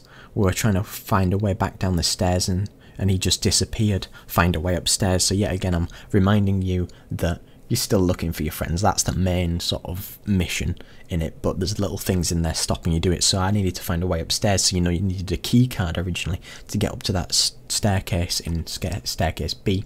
So now we get to here, and then you open this door and you get a little shock sound, and this got a lot of people actually. And then it's an easel saying your courage is misplaced. So yet again, another sort of trying to be an eerie step. And now we need to find the fuel that we originally wanted to get after. So we can run down here, and we're aiming to get to the place where there was that fuel. But now we can see, remember that place with the something outside? Even though they're sort of, you can see that the torch goes, the sort of flashlight goes through the wall, because I don't know why, there was some collision issue there that I couldn't fix, but doesn't matter. But this was supposed to catch your attention if that you walked past and you were like, oh yeah, there's a lens flare on it and I can see it. And you know, you walk in here and you're like, oh, what's gone on? And then you see, oh look, here's the empty jerry can that I wanted. You know, I'm going to need that, and I can use that with the fuel. That's good. And now you can see that the door's locked, and we're like, oh no, the door's locked. And then you can hear there's blood on this floor, and I think you can hear the sound of eating that if I end up being quiet.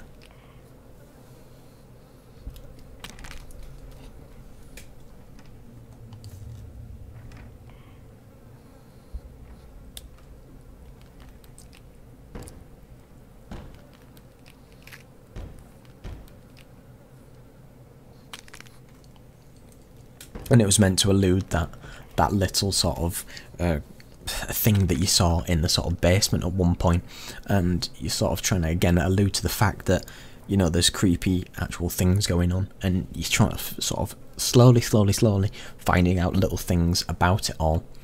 And I think I can search in there for some possible more batteries, and then I just need to wait for that finished before I could go out side into here.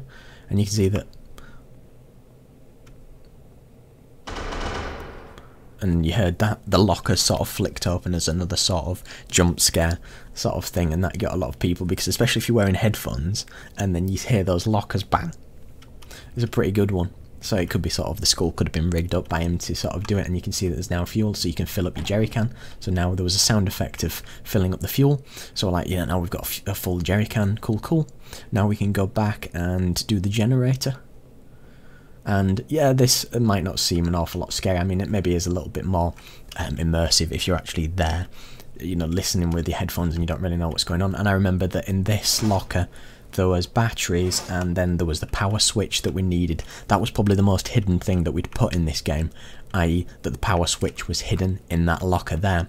Some people, you know, found it a bit tricky and then didn't hide it, because I thought about putting it somewhere, and then we decided we'd put it in that locker in the security room. And I think there is a hint down here that some people struggled with it, so if you were actually cautious enough, you could see that spare generator tools can be found in the security room locker, so you had to be sort of insightful enough to end up looking at that. And then you can see that we can fill the generator up now, and there's a sound of, if you can hear, just a sort of jerry can emptying out to fill up this thing.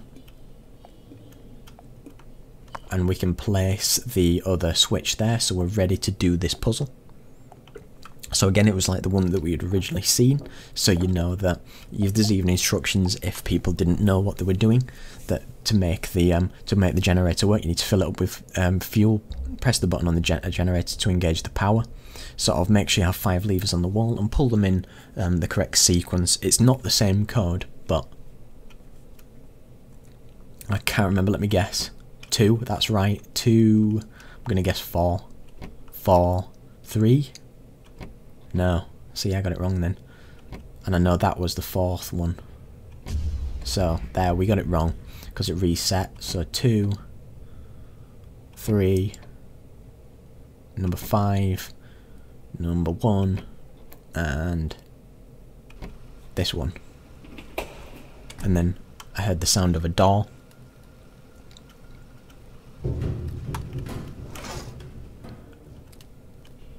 And I think you can hear creepy stuff and banging. And then we added some more sound effects to make it seem more eerie. And then you can hear a sort of banging. And then eventually, you know, after you've gone through the little scary moment, you can sort of then open this door. You just have to wait it out for a minute. And look, and then there's another sign which suggests, look, this way, chop chop. So again, we're just alluding to more things and making it seem like he is sort of setting you up, and you know, alluding to more things. Where do you get the sound effects? There's a big pack on the Unity store. I can't remember what it's called, Big FX pack or something, which has got thousands of audio effects, as well as getting stuff from freeandsound.org and just mixing it together, because that's all you can do. Think about, just close your eyes and think about what possible sounds could make up a sound, because before I just move on, I'd just like to say that there was the developer, the sound designer in Skyrim, who said that he did the sounds for, you know, like the magic and the lightning or the fire or ice. You know, what do all those things sound like? Most of the things don't have a sound, so you need to think about, you know, what you can possibly make the sound. So you might have to think and get a weird sound like a stone hitting. I think for most of the pickup sounds that I've got, it's somebody throwing a stone on the floor, but it just sort of eludes the fact that you're picking something up. And anything like that, if you're rustling to search through a bag, you get some sort of clothes rustling, and put that with some paper, something like that. If you're picking up a piece of paper or a reporter's note, you have a bit of paper that's being turned up, and it sort of has that sound, or it could be a ripping piece of paper, you know, little things like that, which just add elements to it. The biggest inspirations I got out, we watched every single horror game under the sun, possibly, you know, from a lot of different YouTubers, played them ourselves, and just took as many ideas from everybody else as possible. So you can see now, this door's shut and I can't move, so you can see that I open it and it says look behind you, because that's pretty classic. I said, behind you, Joel. And then, no, really, it is behind you this time. And then you have the sort of something hitting you or something happening, and then you're sort of knocked out, knocked over, and it goes black. And then you're set to wake up in the storeroom again, but now it's completely sort of trashed and broken, and you can see that now I can't go down there anymore, because I didn't. The whole entirety of your game is, don't make people go down somewhere if, you know, it's a big long corridor, if they realistically don't need to go down there again, because it's just going to make the longevity and they're going to get annoyed. So you have to, even though there's a lot of backtracking in this game, you have to keep it so they don't get too annoyed, or they'll come out and be wanting to sort of kill you. Again, I think down here, this was where that original entrance was, where the computer that we did the sort of flash drive, and I blocked that area off so you couldn't go down there anymore, so it was another element to say, I don't need you to go down there anymore so you don't have to waste your time.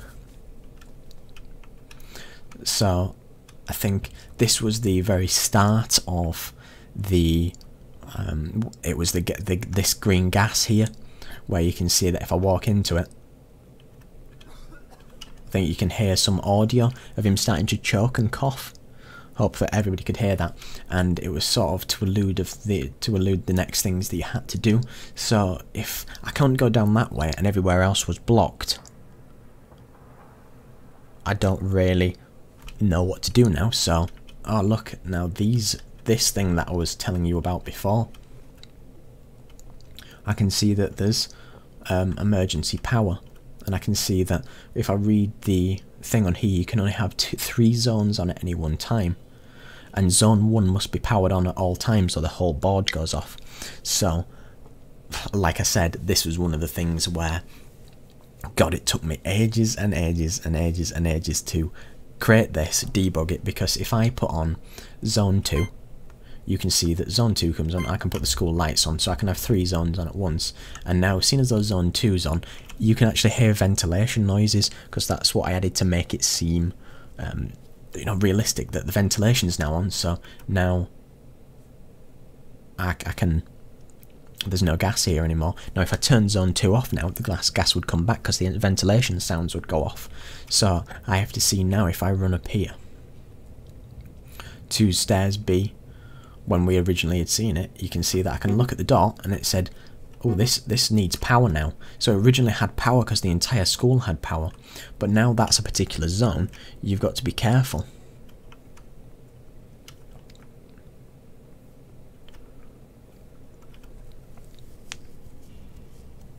Alright, Don, well, thanks for tuning in with the stream, and I hope you complete it in the end.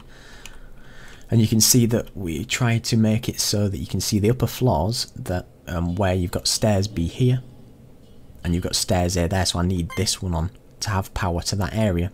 So it's about working out the little puzzle. I'll show you this last bit and then I'll probably end this sort of stream here, because it's been going on for like 1 hour 40 minutes, and I'll do the sort of last half maybe another time so people can check it out, so it doesn't end up lasting too long and boring people with it all. But we walk down here and you can hear some music, and you can see that this is now open. And we walk through here, and this is a new part. This was the sort of kindergarten area, and we can only walk in here, and we can see that this is another storeroom. And we look in, and you can see that, so this is what you've been looking for, and it's a key card that we need. So again, alluding to something else, with the sort of same track record of using the easels to sort of be quite ominous, and then we can pick up the key card, and then we turn around, and everybody really liked the fact that now there's no door there anymore. And so, you know, there's no door anymore, that seems a bit weird. And we'll turn around again, and now there's the sort of Jack in the Box, which is playing, which we thought was quite cool and scary, because it's again playing with your mind, whether it's a figment of your imagination or something else. And then the little Jack in the Box pops up with its sort of sound effect, and as it's happening, you wait for, you know, something to happen, and it pops back to real life. And then the easels change this time. You better hurry now, Joel. And then we can see it this way, and we can turn back, and you can see there's another thing set up for you with a little scare, which is, how do you define what is real? Yet again, another one of those things to say that, how do you define what is real? Do you not actually know what's going on at this very moment? Or is it, you know, is it a little bit creepy? What is it? Is it real? Is it just a game that's been set up? So now I've got the key card, and I've got the power on to the particular area that I wanted, I think. So we can go up here, now it's green, and I've used the key card upstairs. We haven't been upstairs yet, and you can see that this area is blocked off, and we've got another locker there, and you can see that there's now some sparks and a sort of, looks like what's water on the floor, and you could hear that I was getting electrified as I walked in there. So now I can't go that way now, but I can't go in here because I'm now choking on the actual fumes. So I'm obviously going to need to do something with the power. So the power's on up here next to this sort of these sparks that are going on. So I've now opened that door here because it's now open, so I can probably turn the power off to this area, seeing as though that's on there. So we can walk here, and you can see nobody has ever made it this far, Joel. So again, it's trying to allude to more things. and then there was a slam door here where the character might have been behind it. There's just another note which is about some of the children. And we can run back down here and into the security room again, and you can see that I'd got zone 4 on. So what I'll do is I'll turn zone 2 off. No, actually, zone 4 off, put zone 3 on and put zone 2 on, because that's what I need now. Zone 1 has to always stay on. Zone 2 is to get rid of that gas just down that hallway there, and zone 3 is what we need for later, I think, as I remember rightly.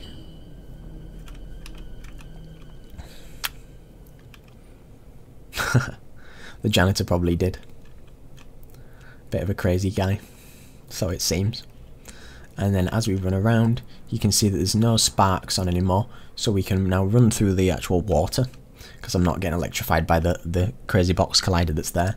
And then you can see that the arrows are still here pointing at the way we need to go, and you can see that there's somebody here with a sort of thing over the head, and you can see remote reporter note 7 just by him.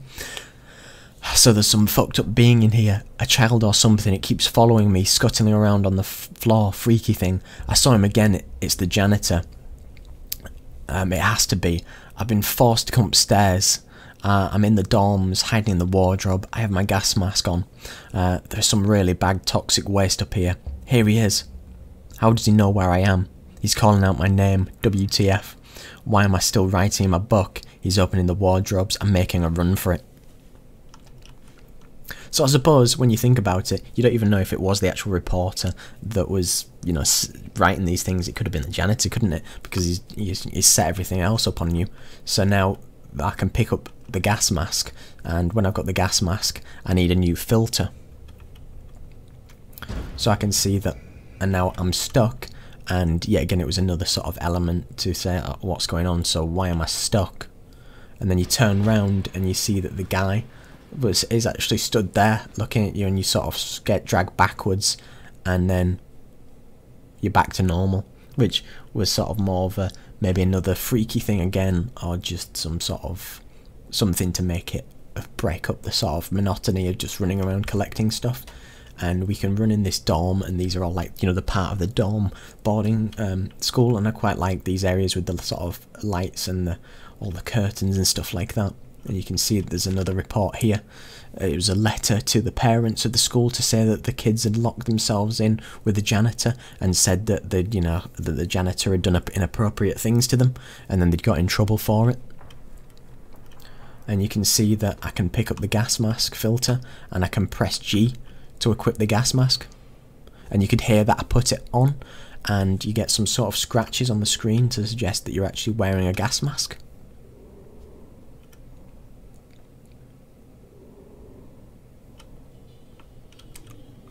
I think the big thing is, Russell, is most games that you play end up being a big key hunt. I mean, if you take the core concept of a game like Skyrim, you get a quest. I need to find the golden claw or whatever it is. I need to find this gem. I need to find this claw, and then that's it. You know, you fight some enemies in between, but then you take it back and you get some money, and then that's your job lot, and your character levels up. I mean, yeah, there's more things in it. You level up and you get your character up. You fight maybe different enemies. Take Resident Evil for example. If I strip it down to its core elements, take out the combat, you find a key to open a door, to open another door, to get to a new area, to then open another door, and yeah, then there's some puzzles thrown in between, like any game ever. I mean, yeah, like I said, I never claimed that this game was the core best example of a horror game or an adventure game or whatever else, but it's about understanding and adding more layers as much as you can, because if I ever make something in the future, I'm going to make it more and more believable and far more advanced than this ever was.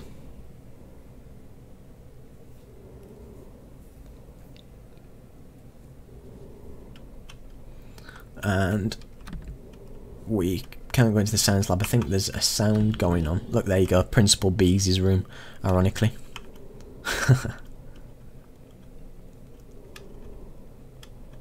And it's in this room. I think there's a radio on that's making a noise, and I can press it off, and then I'll see music soon as the mine tick-tock, because, you know, you still got your objective to do what you were trying to do. And I can run down here and you can see the thing with the sort of creepy eyes again.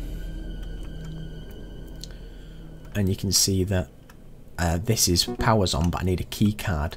So you can see here now, again, the janitor's given us a little task, and he said, let's play a game. Very much Saw, you know, like a bit like Saw.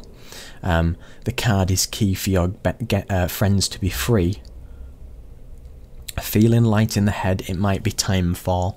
And then you had to guess the missing word. So if you were not smart enough, we gave you a sort of a 3-letter word. You see that it's time for bed. So you saw some beds in the sort of boarding rooms.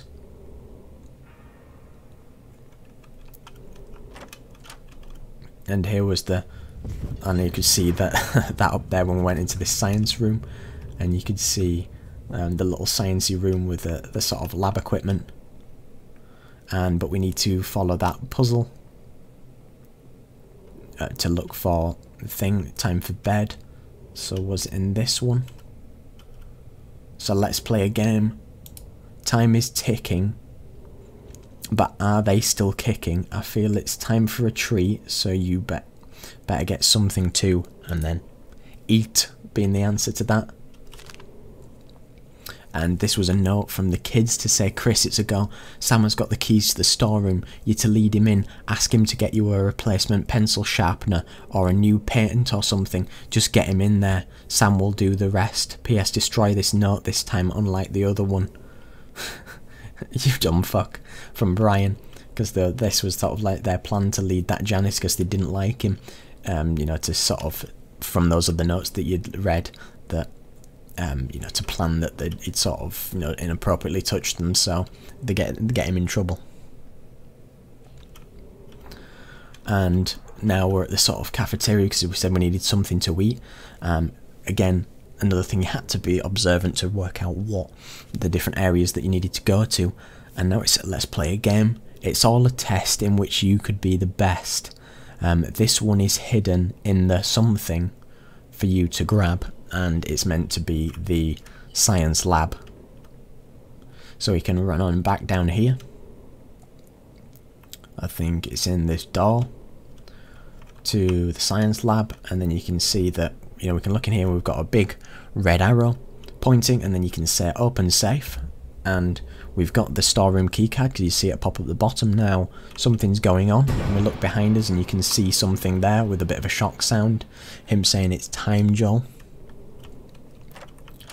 And that was another thing, just to pop him up and sort of give you another scare before, you know, you decide, oh, you know, what else you're going to do. So you've got that key card, so you knew you had to get to this door, and then you've almost got a small moral choice here, which is follow the red arrows to save your friends, or follow the red cross to save yourself. So you can see that the red arrows are on this door, so if you're, you know, you're a good friend, you would go in there. Or if you were a bad friend, there's red X's on the floor, and you can say that I want to get out of here. And then you can open the push to exit, and then it says you thought it would be that easy, so he was never going to let you out when it came to it. So it was seen like another thing of just this whole core concept of it playing with you and just doing everything with it, and just keeping with this consistent style of these easels and things always doing things to make it more scary. So now we can go into this room, and you can see that there's more easels set up, and the music soothes the mind, so you might have not been the first person that he's done it to, and it could be something else. And you can see them all on the floor, and you can see something back here which is like a laundry chute with an arrow and with a question mark. And you know when you see a question mark, you can't help but interact with it, so you go to open to have a little look, because that's obviously what you do. And you sort of look, and you can see the guy behind you, and he knocks you out and knocks you down into the actual laundry chute, and you can hear the sounds of falling into a laundry chute and then onto the floor. And again, you can't just search in laundry chute fall onto floor, because you don't get a sound effect for that. So now we're in the actual laundry room. I mean, at this point I'm getting towards the end of the game now, because so I might as well finish it at this point. And we're in the laundry room, which is, you know, where the kids could have got murdered at where it had been suggested before. And you can see here, they think I'm dead. Everyone thinks I'm dead. We're trying to warn people that he was sick. He was scary. He's always one step ahead of us. We had to try and set him up, but that was only the final straw. He flipped. Chris found a secret passage. We kept it to ourselves for a while, but then we went to investigate. We knew we were coming. He killed them in front of me, left them to rot in the laundry room. Vile, cruel scum. He's kept me in here for months. He waits until I'm so hungry he feeds me human flesh, always bringing new bodies down. I can't take it anymore. And this was another one of those children who were the ones that had been taken by the janitor. And if you see it here, he's got like lines that the child has had to written out. And you can see, as you sort of walk around here, you can see the different areas, and you can see there's another letter here with a sort of stamp of Leo where, and you can see Sector 1 and subject Joel Dent. Joel Dent was arriving on the west side of the recon location for in the next couple of days prior. You'll be sent to direct straight to your smart meter when confirmation is made. Please make sure all appropriate systems are arranged for his arrival. Ask for further details if required, but we have high hopes for this individual. We need to test his resolve and see how strong his heart is and how stable his mind is. You will continue to have Leo Ware's protection and continue at the course of your monthly delivery.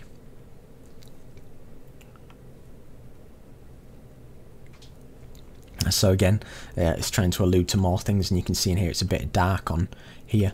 But we've got this room where you can see this box moving, so it's got like the little creature in, and you can see that it never lets you leave, and you can see that there's sort of dead bodies and stuff down here.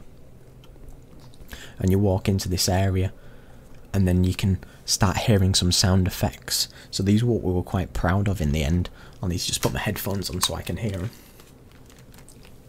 So you can hear the sort of chomping and some sort of flies around it, and you can hear the little thing, and you can hear a sort of a little bang of a pot just then. So it's meant to suggest outside,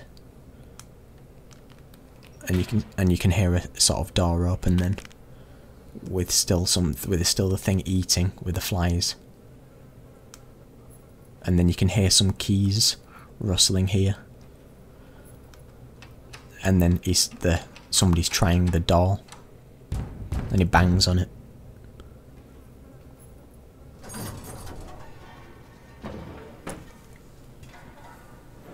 And then somebody's moving something in the background, and the sort of sounds like some stones moving. Well, sorry, you couldn't hear it. I could have turned it up, but it was just sort of somebody rustling around, grabbing some things, and then just coming to the door. And it's a shame, because if I'd known it was so quiet, I would have turned it up, but I would have broken everything if I did so. Or maybe possibly record it sometime again. And you could hear the things, and even in this room you can hear sort of washing machines moving. What I could do is I could try and... I don't know if that made it any louder. That you can hear sort of washing machines moving, sort of to add to the ambience. And then here's a sort of secret switch. So we press the secret switch, and then you can hear a sound of sort of stone, and then there's the moving sort of contraption which lets you in.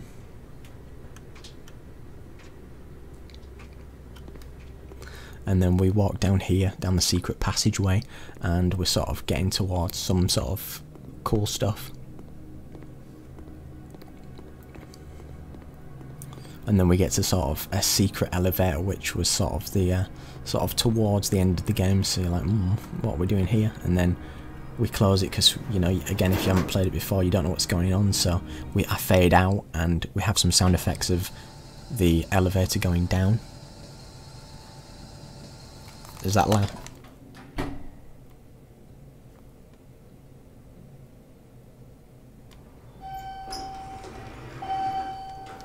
And then we sort of get to the point where it's almost like a surprise situation, and I get it so when I hit a collider, the doors then close on this elevator, so we can't end up breaking it. And we then hit ourselves in the sort of the Leoware area, and you can walk in, and it's sort of a little bit inspired by like Resident Evil and things like that, because you can see the little sort of Leoware map of the actual facility with like a hologram which moves, and you can see the sort of cameras to the school and the sort of an interrogation room and things like that. And you can see the different things, and we can see the, you know, the storage and all the things that are going on here. And you come down to the bottom and you can hear somebody at the toilet, and then there's no lift going on. Now, it wasn't a time machine, it was just something to go to this secret area which was alluded of, you know, they're playing a test on him.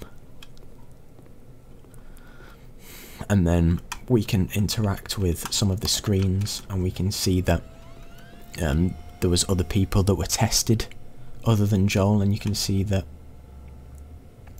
Joel Dent is at the bottom, and you can see that he's still to be tested for recruitment. So it's all pretty much a test between finding suitable candidates and things like that. And you can see that there was a letter written, say Joel Dent served 12 years in the US Marine Corps Special Forces captain before being discharged for massive head trauma. He came to Leoware's attention after receiving the highest commendation of Medal of Honor for his bravery and valor. We believe Joel has the perfect unstable mindset to be for us to manipulate. On one side, he has a family with 2 children and an ex-wife who can be used as a form of motivation for cooperation with Leoware. Joel has 2 close friends in Mike Chipwell and Philly Braithwaite, both of which are still in the forces.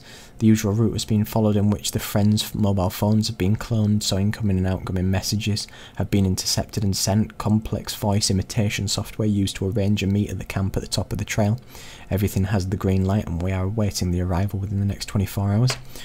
We need this to be a success, as we are running out of suitable candidates for the process. So again, it's sort of then tying up some loose ends in the fact that, you know, why was he getting text messages from people? You know, how did he believe it? And why was he getting text messages in the school? And why was all this sort of crazy stuff going on?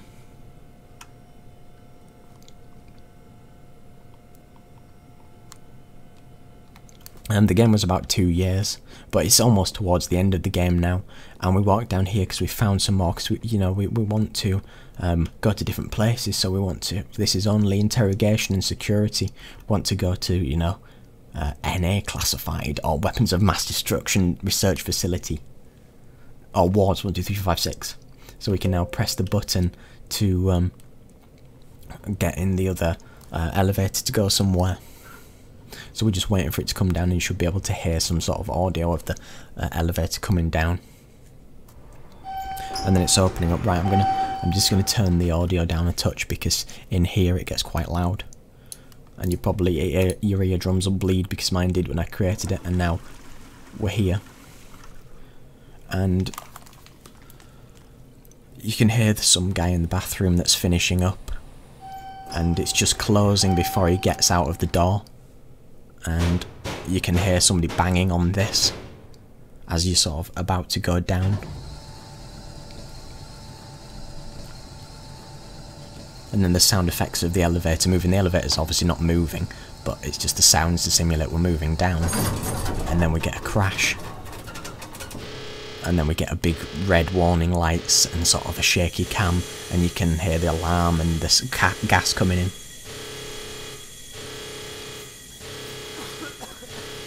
And then we get Joel, the character, choking as, you know, he's been gassed in this elevator, because, you know, this was the whole part of it, with, you know, finding out what's going on. And then he's getting captured by Leoware, I guess, and then you sort of waking up and seeing what happens. So you go to a black screen, and you see that it's 2 months later, so you don't know what's happened over the course of this time until you're about to sort of wake up. And then now you can hear a sort of heart rate monitor, ECG, whatever the sound is, of like a constant beep, as you sort of fade in slowly with a little camera animation looking at the ceiling, so you know what you're doing. And then you can see in this room and it sort of fades, and then you're back at this point here, and you don't have much camera sensitivity and you've got a little bit of a blur here, so you can have a look at the room and you can see the sort of like the little ECG monitor with scans and stuff like that, and you can see the little stethoscope on the desk, and you can see the social cognitive neuroscience for level 8, and you can see sort of the room with what's going on, and just sort of the little bed with like the vials next to you, because it was sort of trying to all add little bits of trying to make it feel like it might be a secret facility.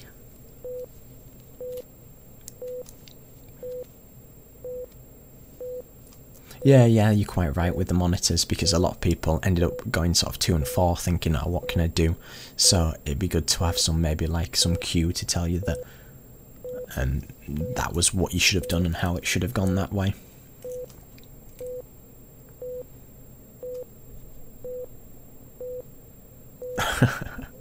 Yeah, I'll make sure it's an FPS survival multiplayer game with RPG elements, and then we might be selling a few million copies.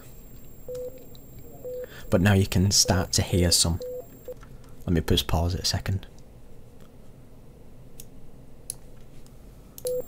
And you can hear the sort of heart rate monitor go up, and then you can hear some people talking, and the sort of monitor goes sort of really high, and then you can hear somebody entering a code at a door, and then you can sort of hear a flat line, and you sort of hear some sort of muffled people running in.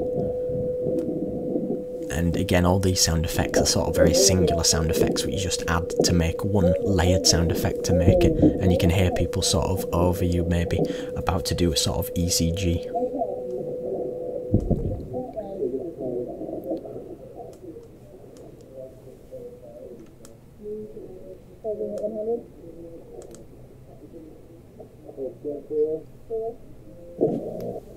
And you can hear the sound of the ECG going off at the time.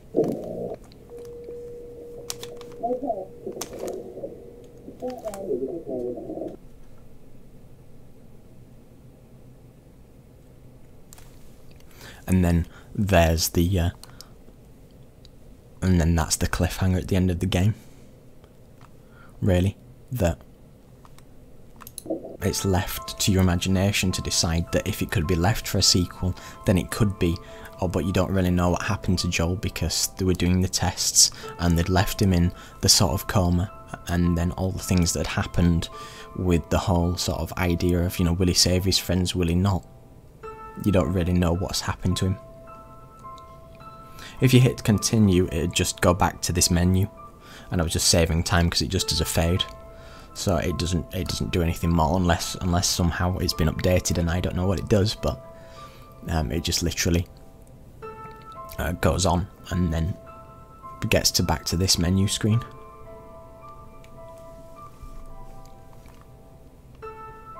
So, like in the comments to this this stream, if you know you want to see updates on possible current sort of projects that we're doing, you can follow like Volumetric Games. You can look at the website and follow us on Twitter or Facebook, and we'll post updates when we have more information about the current game that I'm developing. I will upload more content to the sort of Speed Shooter channel when, you know, there's maybe a trailer or more concrete stuff to share.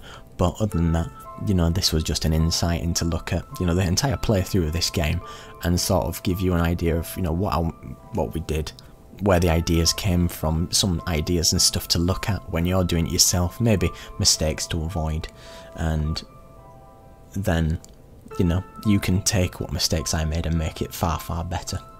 The game's roughly about 2 hours, but I, for the most part, knew what I was doing, so I could breeze through most of it. Somebody actually did a speed run for the game, and they did it in, and I think there is a website for actual speed run, and it does it in, they did it in about 20 or 30 minutes. I mean, I could do it pretty fast. I could probably set a speed run myself, because as long as you know all the codes and exactly where you're going, and you don't get anything wrong, you can do it pretty fast. But yeah, hopefully this sort of gave everybody a little inkling about, you know, what you can do to make a video game, because it's quite a big thing in the end that it takes a lot longer. I showed the entirety of that game in like 2 hours, but it took a whole 2 years to end up making it, so it never really does it justice. But just like with the people who work day in day out in the industry and things like that, they really do put a lot of effort into it. And even though some, you know, we can say funny things like, oh, that was crap, or, you know, the graphics look really crap or anything like that, there's a lot of effort that goes into it, and not just any one thing. All the little things make up, you know, the bigger picture.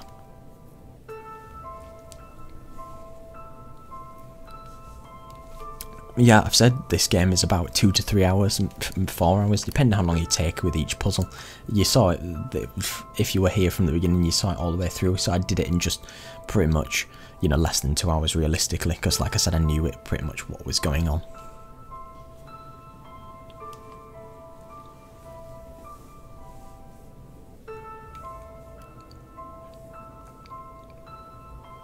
It was made in Unity 4.3.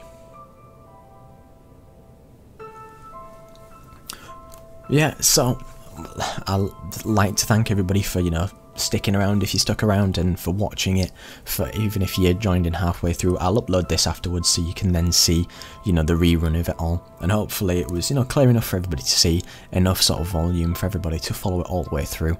So, you know, thanks for sticking with it and checking it out, and hopefully I have more to share in the future.